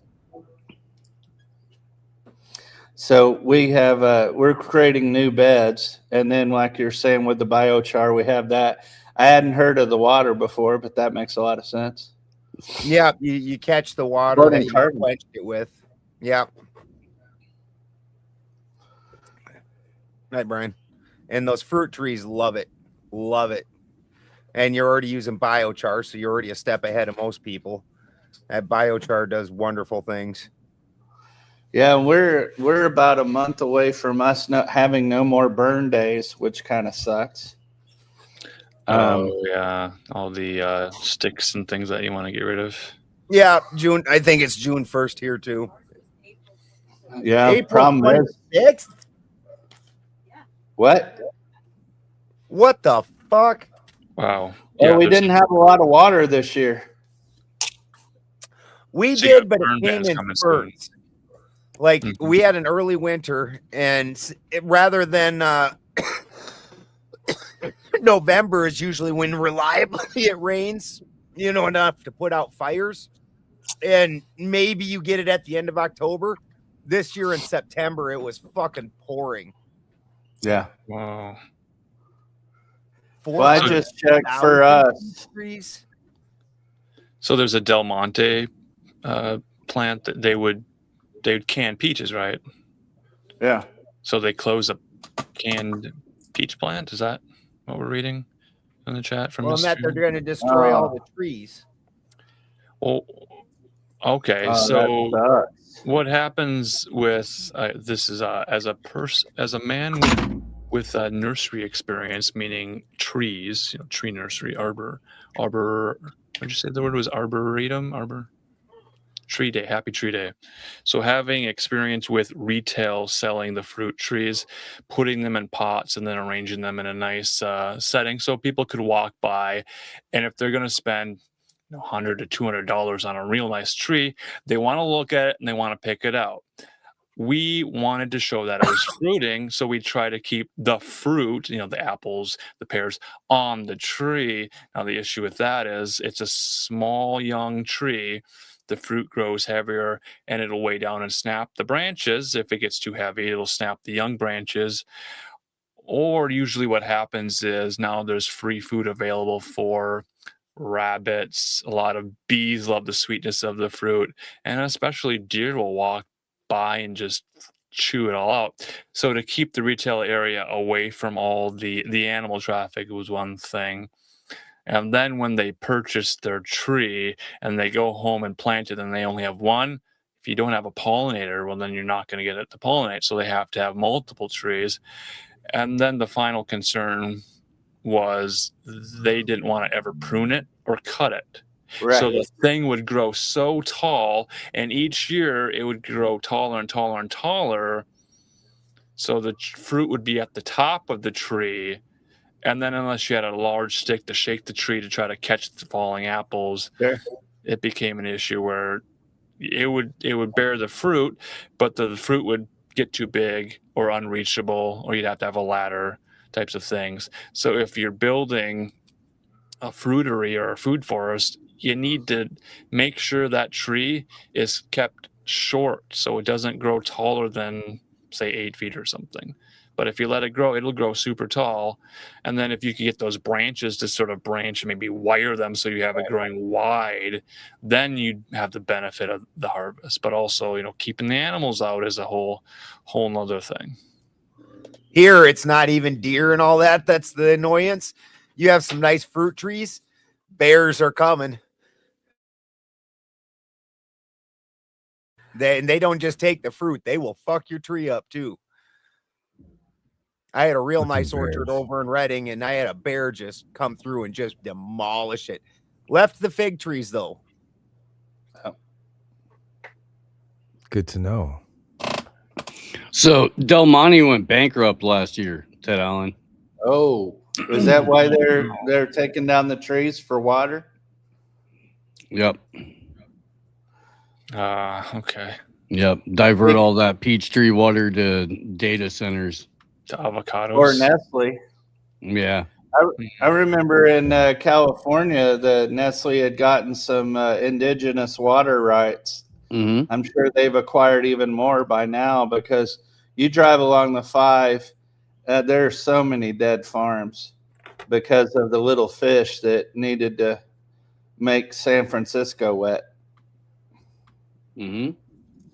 I don't even believe the fish was indigenous. I don't recall.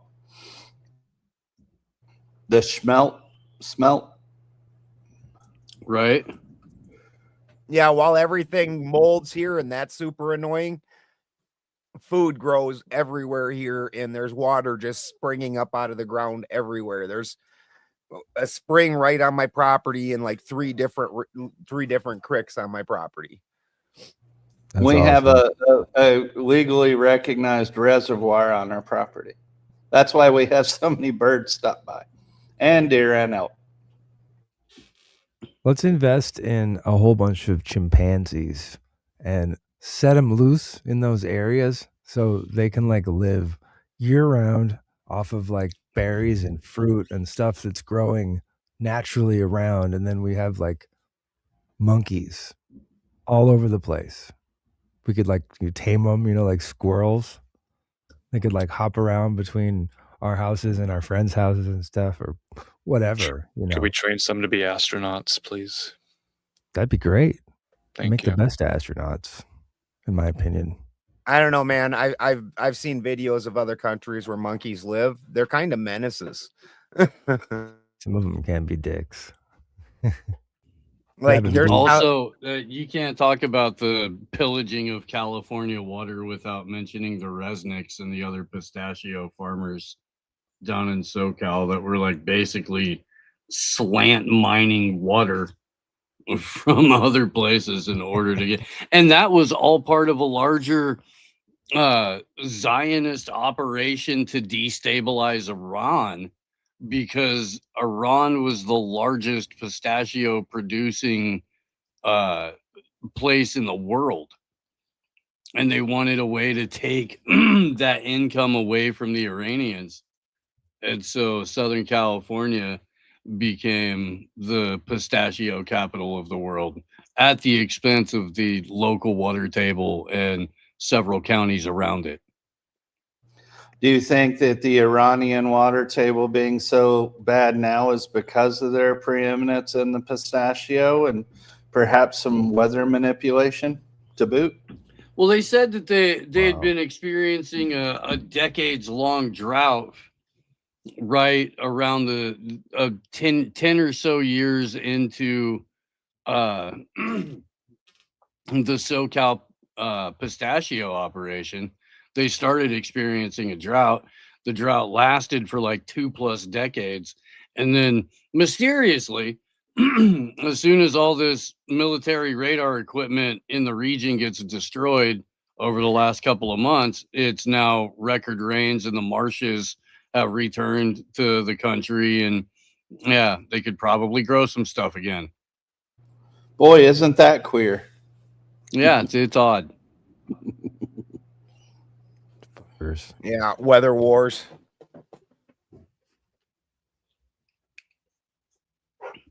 No, yeah, there are a lot of people who stay in power and affecting different things. They can work on time scales of 10 years easily. Well, Have you guys had those Dubai chocolates? No. I have not. I've heard it's fantastic though. Yeah, They're I've very seen them in the expensive. store I've seen them in the store here recently, and seen people talking about them. But they want like $20 for one of those fucking things. Hell no.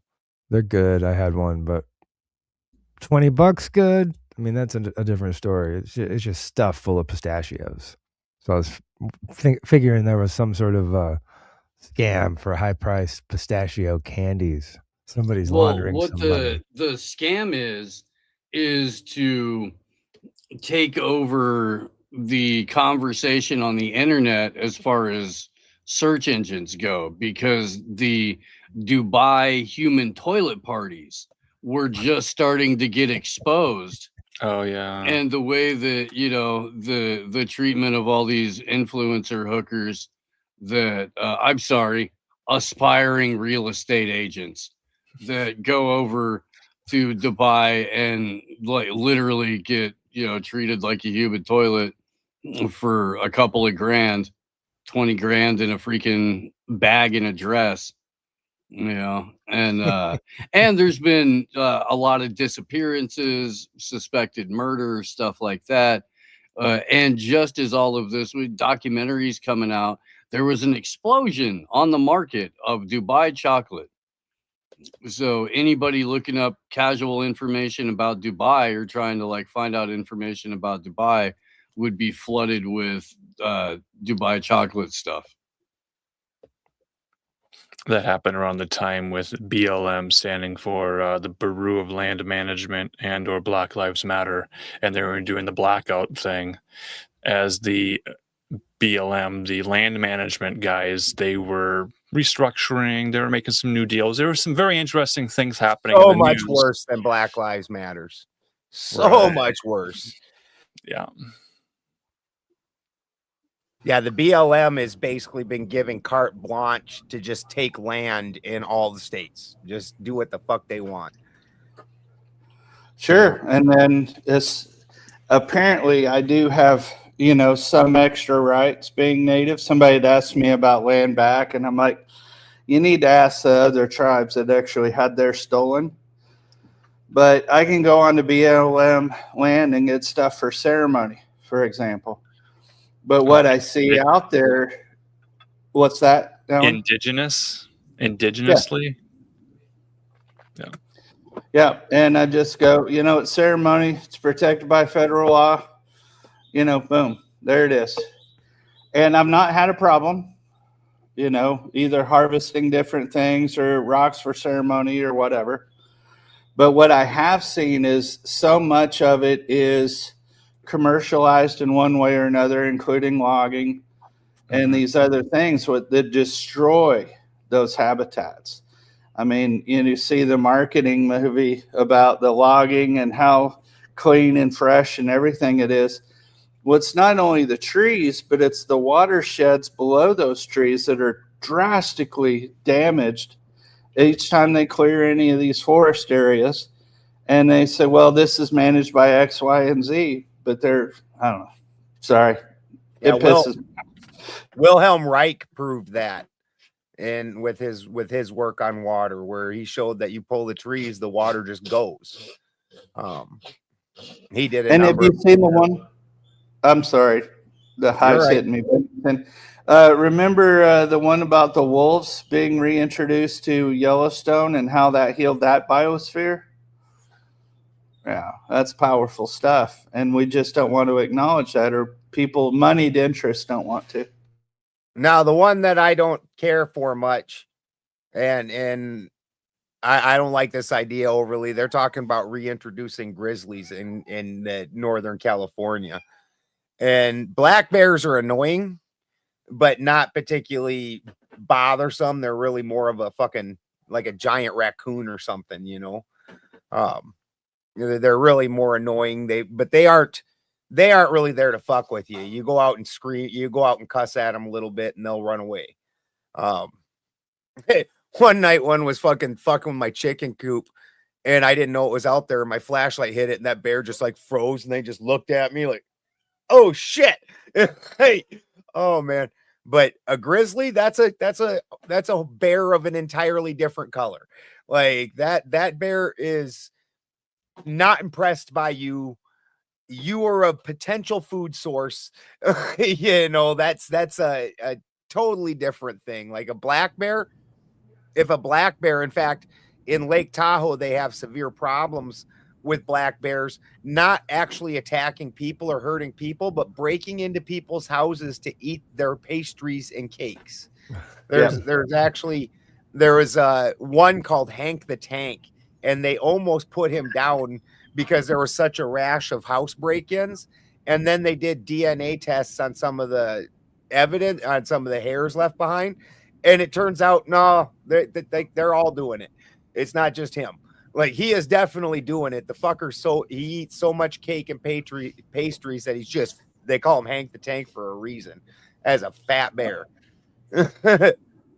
I spent a little time in the forest up right above LA, Frazier Park, off the freeway, off the 5. And so in that community, seasonally, tourists would, feed the bears and do stuff, and maybe people renting houses for the season or whatever. But, a black bear just goes up to your door and just takes it off for you. I mean, it's nothing for them. Yeah. And then, and that's a black bear. That's not a grizzly. And then just starts, that's the difference. The black bear is just there to rummage through your shit. The grizzly is more powerful, bigger, and meaner. Like, he might actually want to fight with you. It makes sense, and I could see why humans would not want to reintroduce grizzly, because I don't recall that grizzlies and human overlap too well together. No. I mean, what's that guy who says, I talk to bears or whatever? Well, he got really in touch with the bear one day. And I don't mean to shit on people, but come on. They're live, they're wild, and they have a different agenda. And it's cool, and we need to respect that. but Well, moving them in right next to where your farming was chickens or was it alpaca and Yeah. chickens, that'd just be a lunch. yeah. Would somebody Well, and- please genetically engineer a grizzly bear chimpanzee? Ooh, I want why? a bear monkey. I like these chimeras. Yeah, like the Island of Dr. Moreau, the early version. Absolutely. But we should have like tons of them, like tribes of them. Just make a bunch of them and drop them all over the place. A grizzly bear crossed with a monkey sounds scary as fuck, Jim. Definitely. Yeah, because Like- chimpanzees aren't wimps either. They rip us No, apart. and they're mean.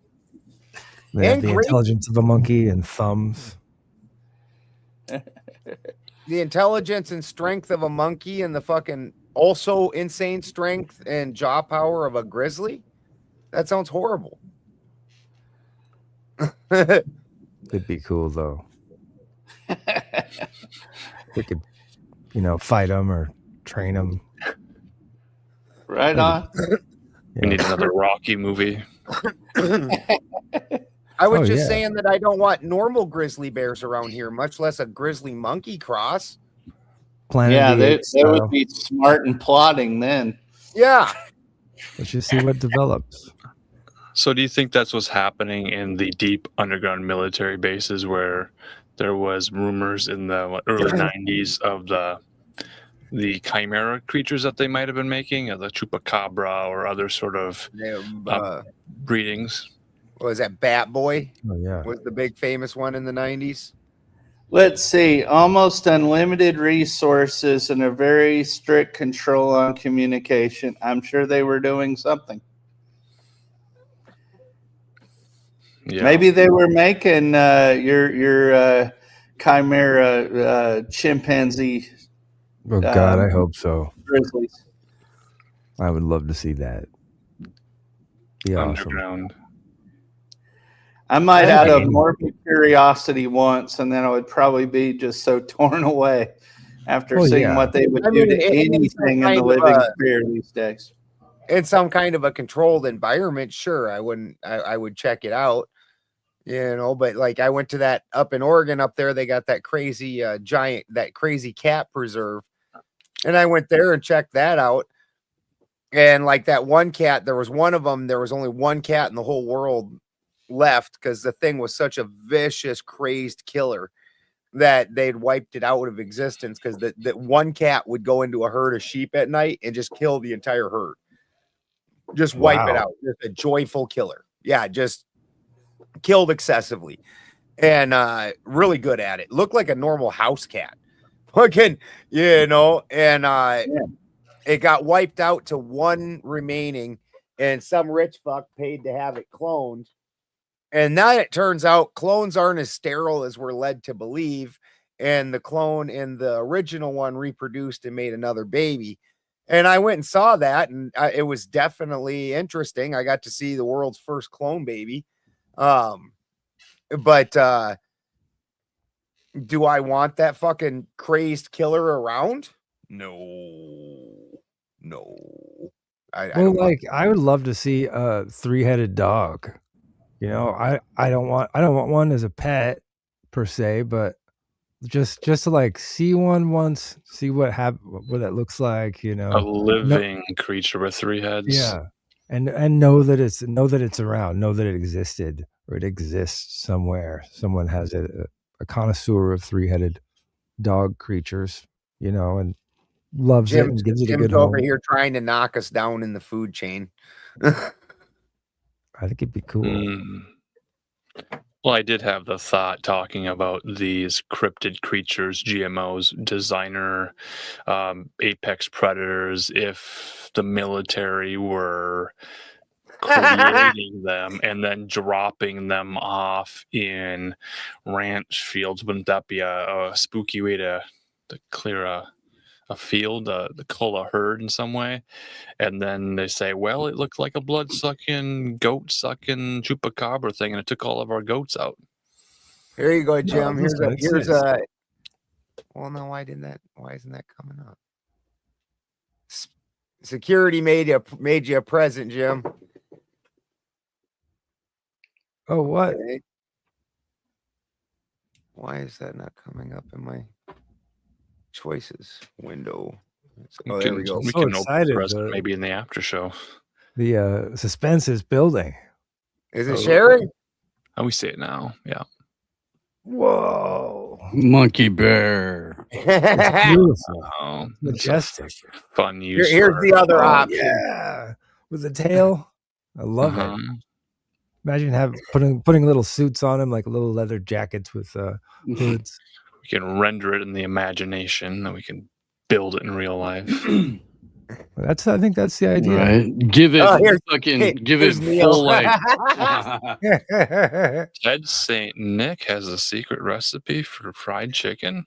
Oh, fucking security's brilliant. Oh, That's fuck. great. Some clever humor with those tools. It's fun. Oh, I should have showed the other one. Here's one with me and 3 alpacas smoking weed with Snoop Dogg. All right. That's fun. That's fun. All right. Uh-huh. Teaching Snoop how to dab. He's in for the ride of his life. What about Cool Camels? Was Joe Cool around? Oh yeah, kids don't even know about Joe Cool anymore. Yeah, no, he got the axe. I think smoking has been made cool again. I don't think people concern themselves whether it's cool or not cool, but I think everyone's smoking now. Is that what's Oh, happening? you know, you're not in California, Marcus. In California, they took away flavored tobacco. They took away What? menthol cigarettes. There are so many tobacco shops all over Minnesota. Dude, every time we're in the car now, there's a dozen vehicles around us and people smoking in them. No shit. Yeah. Yeah. Smoking's back. Well, whatever Mhm. social stigma there was against smoking, more specifically cigarettes, it's like anybody who wants to smoke is smoking wherever they want without concern for anybody else. Well, with all the fucking vapors running around, fucking puffing clouds of smoke in your face all day, Yeah. then stop bitching about my cigarette. Well, it might have to do with the purse strings tightening, the levels of stress and cortisol higher than ever, and people are just, I don't care. I'm just trying Yeah. to get through my day, and if a cigarette helps me get to the post office, to mail a letter, to go to the bank, to get a money order, all these things, people are not caring anymore. They're not playing by the social mores of polite, high trust civilization. They're like, whatever, government doesn't care about me. I don't care about anybody else. Just looking out for my own self here. So I think it's going to be a real crazy summer. See, this is why I didn't stop smoking, because I never gave a fuck, and I just enjoy smoking. Yeah, there was a movement at some time where people were trying to quit smoking or give up the habit or break the addiction, and a lot of those people are going back and having a little bit of pleasure from it, I suppose. Wondering why they tried to quit in the first place. Goddamn, you're gonna start smoking again when it's like $15 a pack? Mhm. Like, holy. Hey, I was a 2-pack a day of Newports, so we're not even talking a gentle ride. And I quit cold turkey, I guess, 93. But I'm not one of those anti-smokers. I'll hang out with people smoking. It's no big deal. Doesn't bother me a bit. And I think it's just how your body reacts to it. We're not all the same, no matter what people say. No matter how they try to market to the 80% of us or whatever. We're all individuals. And I wonder, Alan, if the disregard is also because of the disregard of people who would have enforced such rules, regulations, overreach, whatever it was about not smoking. I wonder if they're not, well, shit, this is all broken. It's just not working. It ain't worth the juice. Smoke your ass off. But at That's least what it's I'm not saying. kids. I hate when kids are puffing on those things like a pacifier walking around all day. These Well, cost, when you these start cost smoking, 21 over here, but that's what I'm saying. Fucking, and it tells you that it's bullshit on the pre-rolled cigarettes, the cost on them. Yeah. Because a fucking pound is $21, and everything in Humboldt, California is more expensive than anywhere else. And that pound lasts freaking a month. Like, you know, and smoking about the same amount as I did, you know, where you're smoking a pack a day, that's $15 a day. That's fucking you know, that's what, 70 plus $105 a week. Like, well, definitely. There are people online now rolling their own cigars. I mean, you can scratch that itch in much healthier ways. I was actually considering adding a little bit of the nicotine. Was it Sin or Kin or something that was like a little chew pouch or whatever? All those Zins. Oh yeah, Yeah. we know about American. Marcus knows Lipinos. all about the Zins. Oh, What are they is a are Zin? they as bad as they sound? Oh, I've just been tracking the appearance of the lip pillows, whatever they are, in different as an advertisement. The advertisers are paying large amounts of money for people to stop their show to talk about the benefits of putting in a little nicotine under your lip. And I think Tucker Carlson has his own company where the whole Tucker Carlson show exists because he's selling tobacco to his listeners. And then there's another one competing with it. So having a period of time when advertising tobacco, cigarettes, Joe Camels, that stuff was not allowed. But now on the internet, they're like, here's the thing. Zoomers are the Columbus generation. They keep discovering things, and they've discovered tobacco. And Tucker Carlson is selling everyone, including young people who have never tried tobacco. He's saying, hey, you know what? Try this. See how it feels. You're going to like it. It's like all Well, the that's not anti-tobacco a from the 90s. There was like a generation that just didn't know about tobacco, and they're like, here, kid, Well, have some tobacco. The public service announcements were telling kids that tobacco is an addictive substance and that there are more harmful effects caused by it. So please don't start. And now all of the public service I don't hear any public service announcements. I don't see Mr. Yuck stickers telling kids not to put Tide Pods in their mouth. Like all of the safeguards, the rails that we had. Was that a real thing, do you think? The Mr. Yuck stickers or the safety No, pod? the Tide Pod. Kids eating Tide Pod. It was a real thing in terms of people doing the challenge, recording the video, and then posting the video online. So the challenge was, I dare you, I double dogged, I triple, double dog, quadruple, I don't know how math works, but I just dare you, and your mother's fat, so take a Tide Pod challenge. And there were people that went to the hospital and didn't do super good after the Tide Pod situation. They really ate the pods and they So they weren't eating them for pleasure. They were just eating them straight up for like an internet gag type thing. I feel like there's a group putting those thoughts out there, like, oh, let's eat I dare you to eat a Tide Pod, and like it's like the stupid test. Well, there See would how be a many story people arc as actually well. do it.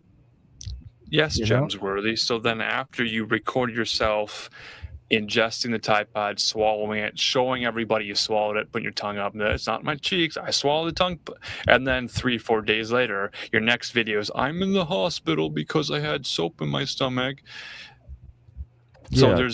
so they know that there's consequences, but there's also, I'm going to follow this guy on TikTok to see what are the consequences of these weird actions that he's taking, these lifestyles, choices that are I being think made. that you could do that though, and but people would follow it. Like if you were like, I'm going to show you the best way to cure a cracked window, and you like squirt mustard on the crack, and then you're like, and get like a certain kind of rag and rub it with a little bit of water, and then do a few things, and then come back and show a real window that isn't broken, and Cheney! how many people actually try the mustard trick. You know, or Well, tell people I to wonder find- if that isn't more because there's no family structure, there's no affiliation other than these groups trying extreme shit. And, you know, let's put it this way. Maybe they aren't always the highest, influencers, and they get their Riz going because they swallowed a Tide Pod. What do you guys think? Yeah, that's what I'm saying. I don't think that anybody does this for pleasure. And like that chick that they mentioned on My Strange Addictions, I think she was probably just lying. You know, like there was a guy that comes around on the chat panels occasionally. The guy was on Maury Povich, and supposedly he had a kid that was like half black that he didn't know wasn't his or some shit, you know. Like he totally fucking knew, you know, and then the chick was like 600 pounds or something. That you know, it was all just a bullshit setup. People want to see wild, shocking shit and want something to talk about. Yes. Yeah, they want to feel better about themselves. At least I'm not this piece of shit, you know.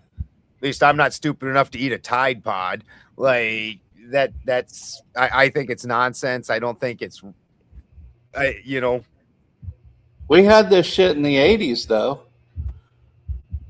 Of course, it was more gruesome, and you had to like steal it on VHS. Not going to mention anything of death, but oh yeah, the Faces of Death videos. Yeah, Ted St. but that wasn't like this where internet kids are setting up. That was like a collection of shitty videos, you know, from like basically all of history, you know, showing the most gruesome shit you ever saw. And yeah, we were all traumatized by that. If you fucking And Faces of Death DVD copies have been sold at Walmart. What? Wow. Wow. Okay, I'm sure that didn't alter anyone's psychology. Wasn't Harry Potter too hot for Walmart at one point? Harry Potter's pretty hot for Walmart. Harry Potter with guns would be a terrible idea. I hope no one has ever replaced all the wands with, you know, pew-pews. And then Shada.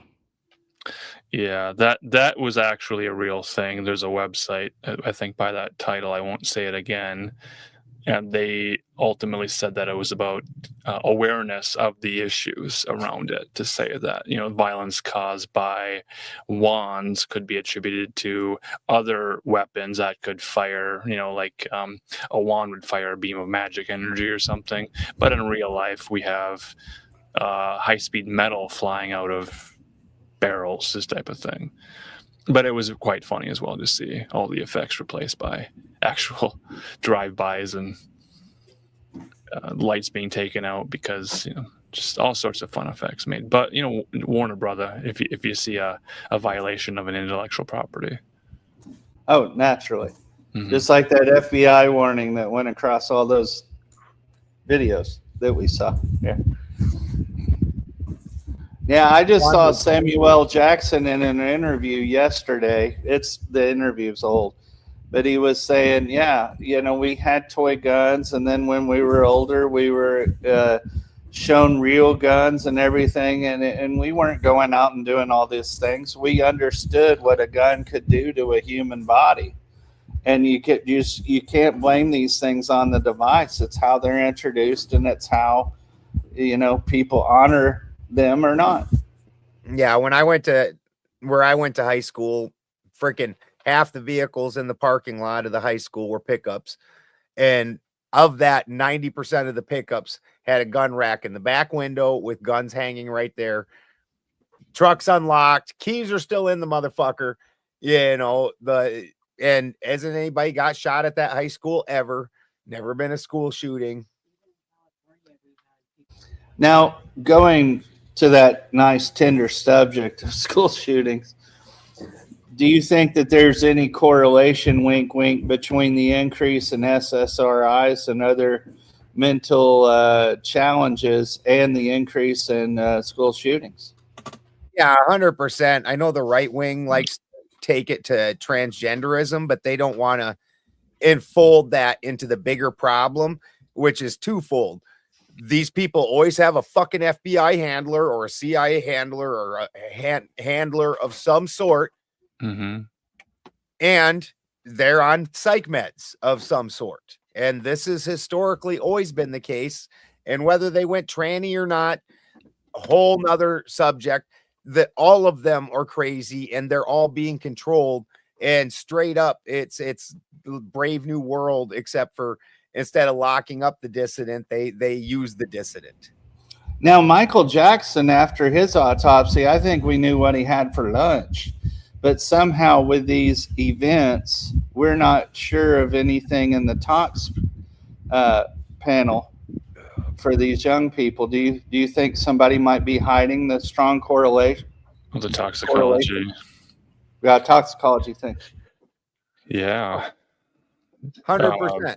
Yeah, Discord servers as well. That's a question mark. Well, yeah, the commonalities throughout SSRIs are common. Prior contact with the FBI is more common, and prior contact with the FBI and an increase in online chat room activity is most common. Put all three of them together, and it's like the perfect recipe for your, Build-A-Bear mass shooter. Almost like they're being steered. Yeah. Yeah, it's straight up 1984 style. Only instead of at the end, they don't arrest them. They have them go do the activity because, they need to have the results that they want.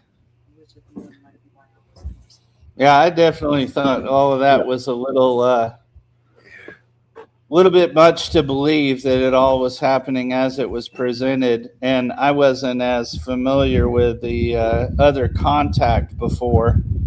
But when the stories come out so fast, it's pretty obvious that there's been prior engagement.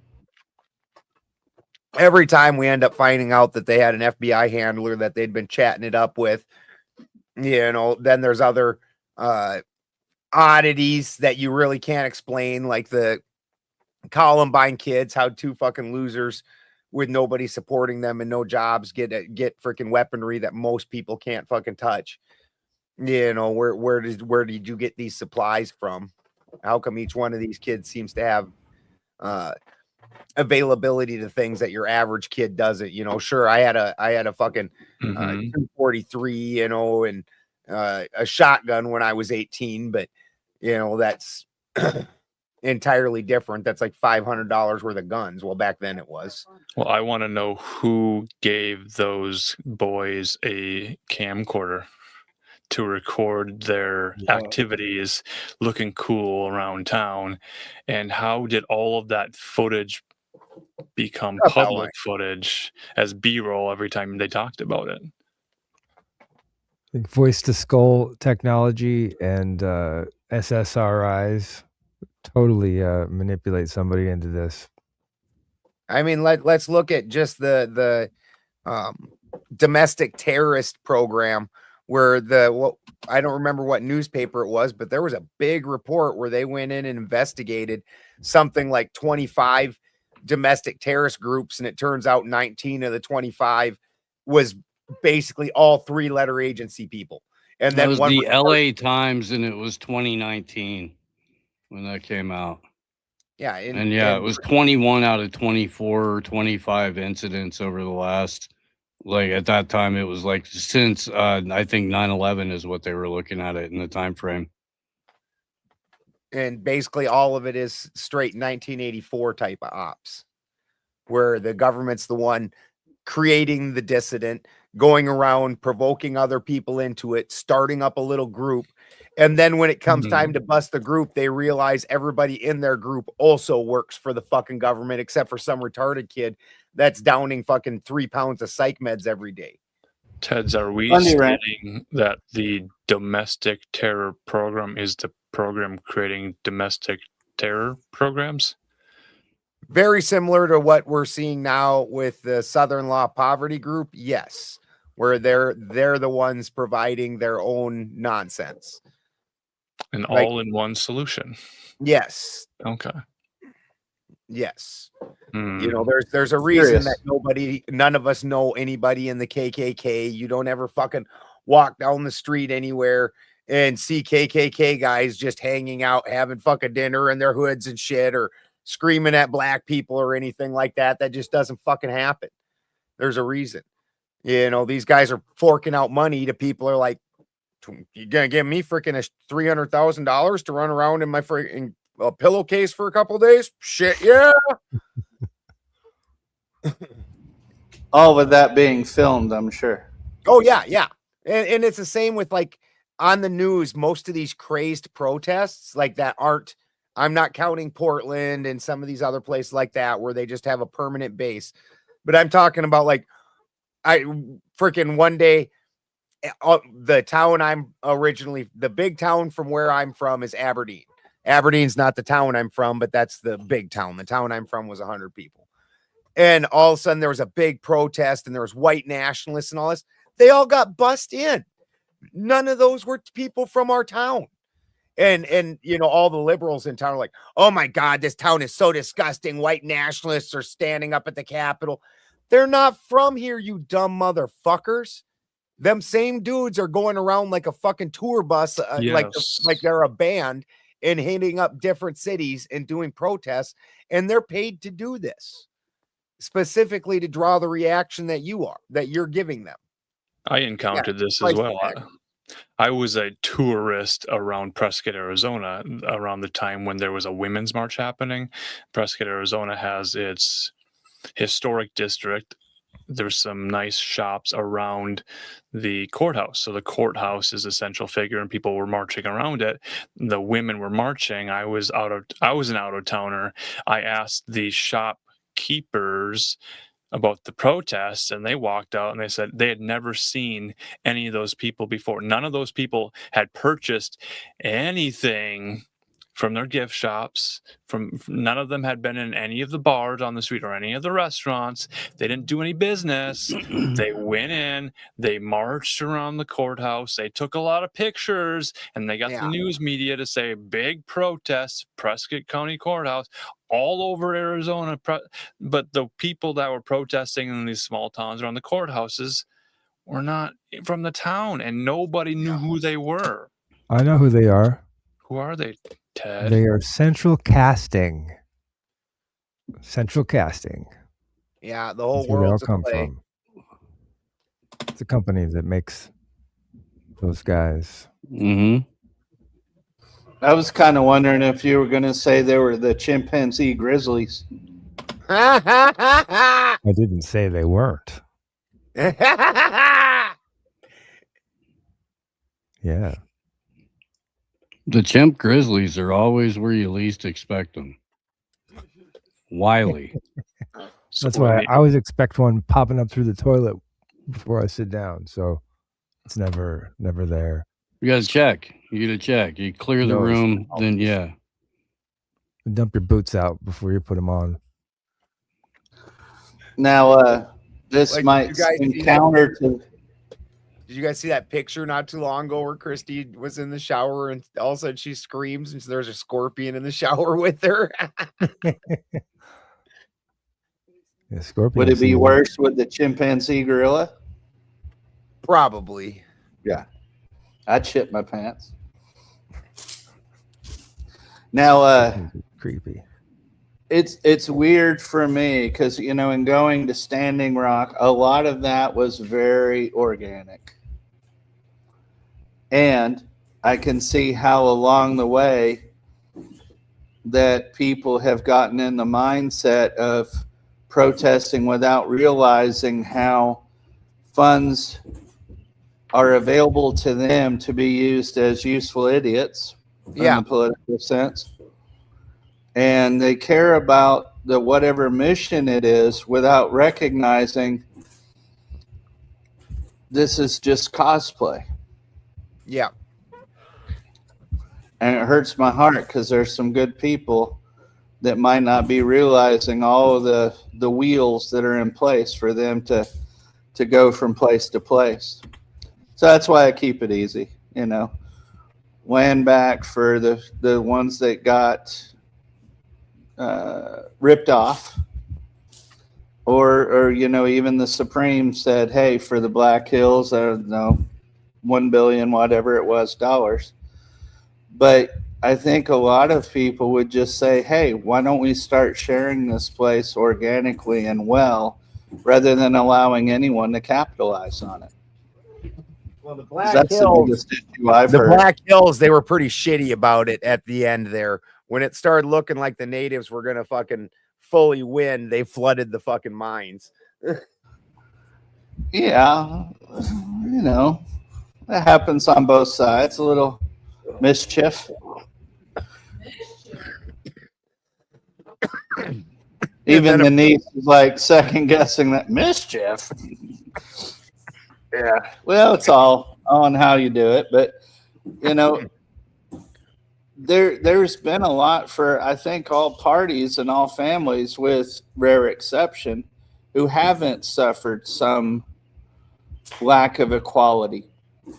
My heart breaks right now for the people who are, well, I guess we'll say poor in the economic sense, and they're just being run down by people who are controlling the system, and they don't fucking care. They're just like, well, this is what we're going to do. What you going to do about it? That's the old horse from Animal Farm. Put your head down, do your work.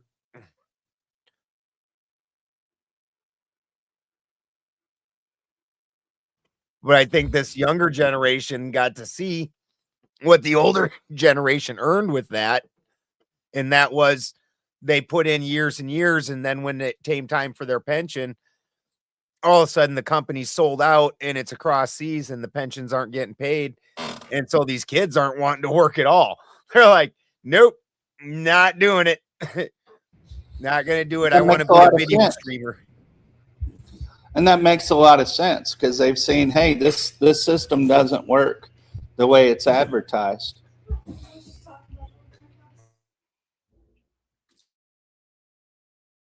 And by the way, in the chat, I see people that, I'm certain that there's protest ads in Craigslist. I'm sure there are insincere people. That's not my thing at all. I absolutely agree with that. But there are sincere people as well. And I think you can just tell, like you were saying in Prescott, those people never heard of that before. They're busting. Well, what's the point? It's a very small town, but kind of important in Arizona, and it's easy to fill up a street. Yeah, and the politics of Phoenix are not the politics of the old Wild West, and having the world's oldest rodeo continuous in the Prescott area, that brings in a lot of positive people who want to see the history of the cowboy and all of the events combined with that sort of lifestyle. And those people do great business. They go to all the stores, all the restaurants. They really bring in capital and an influx of new money to keep that town going. What was frustrating was to see that the protesters were not bringing any finance. They were just bringing complaints and spreading, I guess, some viral ideas of what was the Women's March even about. I don't know, but now the local paper has to write about it and recognize that there was a women's march at the courthouse today. It was a peaceful protest. What were their demands? I don't know. What was the purpose of it? I don't know.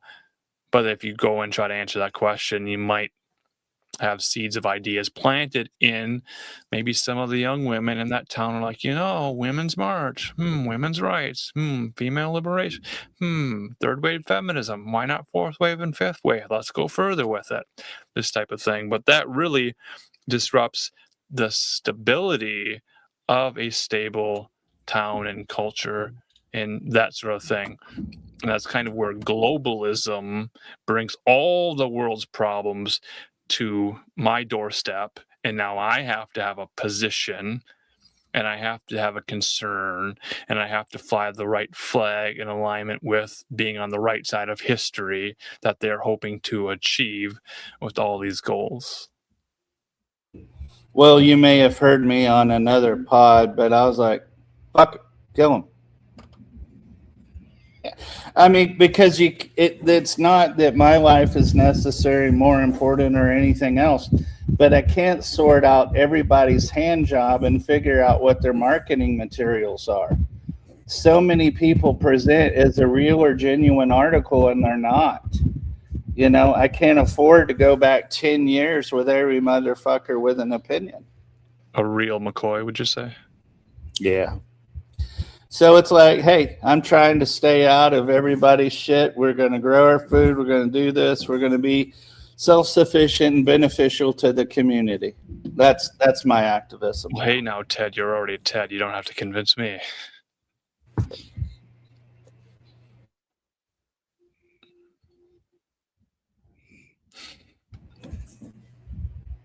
Cheney says the feminists had 2 fucking jobs: keep men out of our toilet in women's sports, and they failed miserably. Yeah, that shit's wild. That shit's just been a wild ride to watch. And I was originally Oh, go ahead, please. I guess the Women's March was happening around the time of Orange Man Bad being a Republican president, this type of thing. So to then march around in cities around the world, encouraging women to run. Well, for the part office. that you're leaving out of it wasn't just Women's March; it was the nasty girls. Yeah. You know, so it's not like these were fine, upstanding women, you know, that you know were very well mannered and talking like it was the whole nasty girls thing. Was it immigrant women? Yeah, I love the Jim Brewer bit where he was like, remember the Women's March? It's like weird how they all knew what a woman was back then. That's true. Did you hear what Elon said about it? Immigrants doing World War XI. They brought in the immigrants to do World War XI. Okay. And she's still fighting with her brother every day in Minnesota. You put her in front of a camera, they love it. They love to share the Ilhan Omar clips.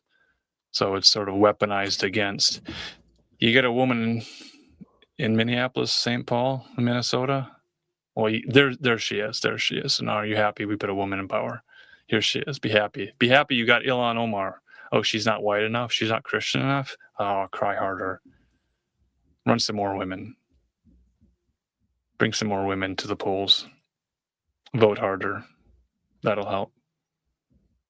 Women's sports? Sure. WNBA? Pay them more? Sure. Toilets? Unisex everything? Sure. Okay, whatever. When I'd go to the San Diego arena, it was the Murph back in the day. It wasn't uncommon for women to just jump in the men's line, and some of them would drop trout just right over the urinal basins that we had, because in the end, people just need to go pee. But when there's always this thing about scoring points against an imaginary or self-created opponent, then it becomes all about the winning. It's no longer about the actual issue of true safety, in my opinion. Yeah, and I think that's what we've seen, where people just want to punish the other guy, just make the other guy miserable, even if it's a giant turd in the punch bowl they're all drinking from. And that's just not great for everybody.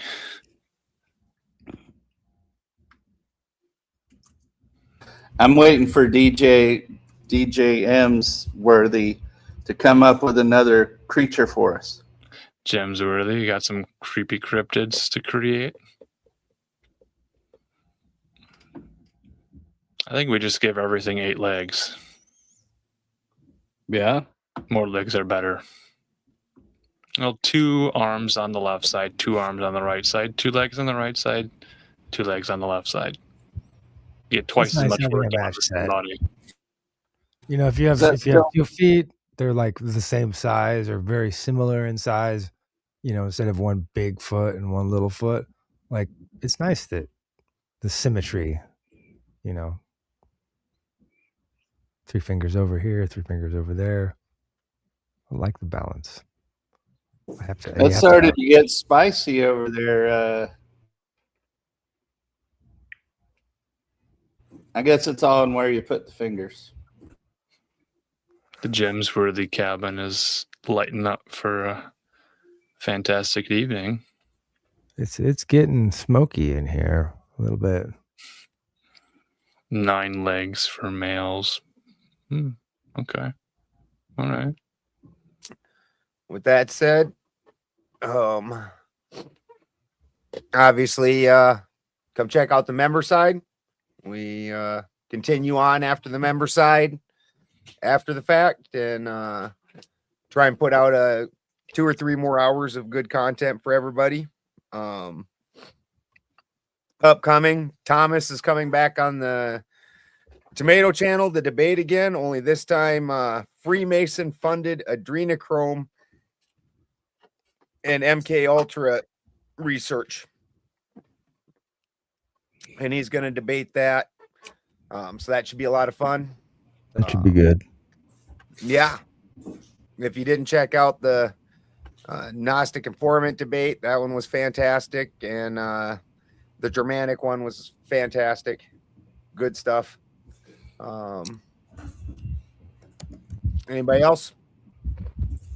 Yeah, alanmarcus.com. It's a real web page, and there's information and finding out where to find the members only stuff. That's good information. Use that resource wisely and often. Sparingly. Mm-hmm. Good stuff. Yeehaw. Happy Cinco de Mayo, Teds, before the day is through. Wanted to say it to all of you. And thank you, Ted St. Nick. We appreciate you coming on, brother. Good time. Great You're gifts certainly of welcome wisdom. for the after show. I'll send you the link if you want it. Or we let our hair down a little bit because Steve's not around anymore. Right. I'm the only person keeping these rapscallions in line. Yeah, yeah. Steve's the hall monitor. Boy, if that was the case, oofed. Once we're off Rumble, we get even more polite. We say even less than what we think. All right, we'll send you the We'll send you the link for the after show, Chris. And yeah. And Cheney says Thomas's adrenochrome research goes back to the 1200s. Fucking A. That's crazy. Yeah, I'm definitely expecting to really hear, like, Sarah was so impressed with his last presentation. She was just in shock the whole time where he was talking about eugenics in the United States, modern day eugenics. She was just jaw dropped. So with that, love you guys. We'll see you on the member side. See you next Tuesday. Okay.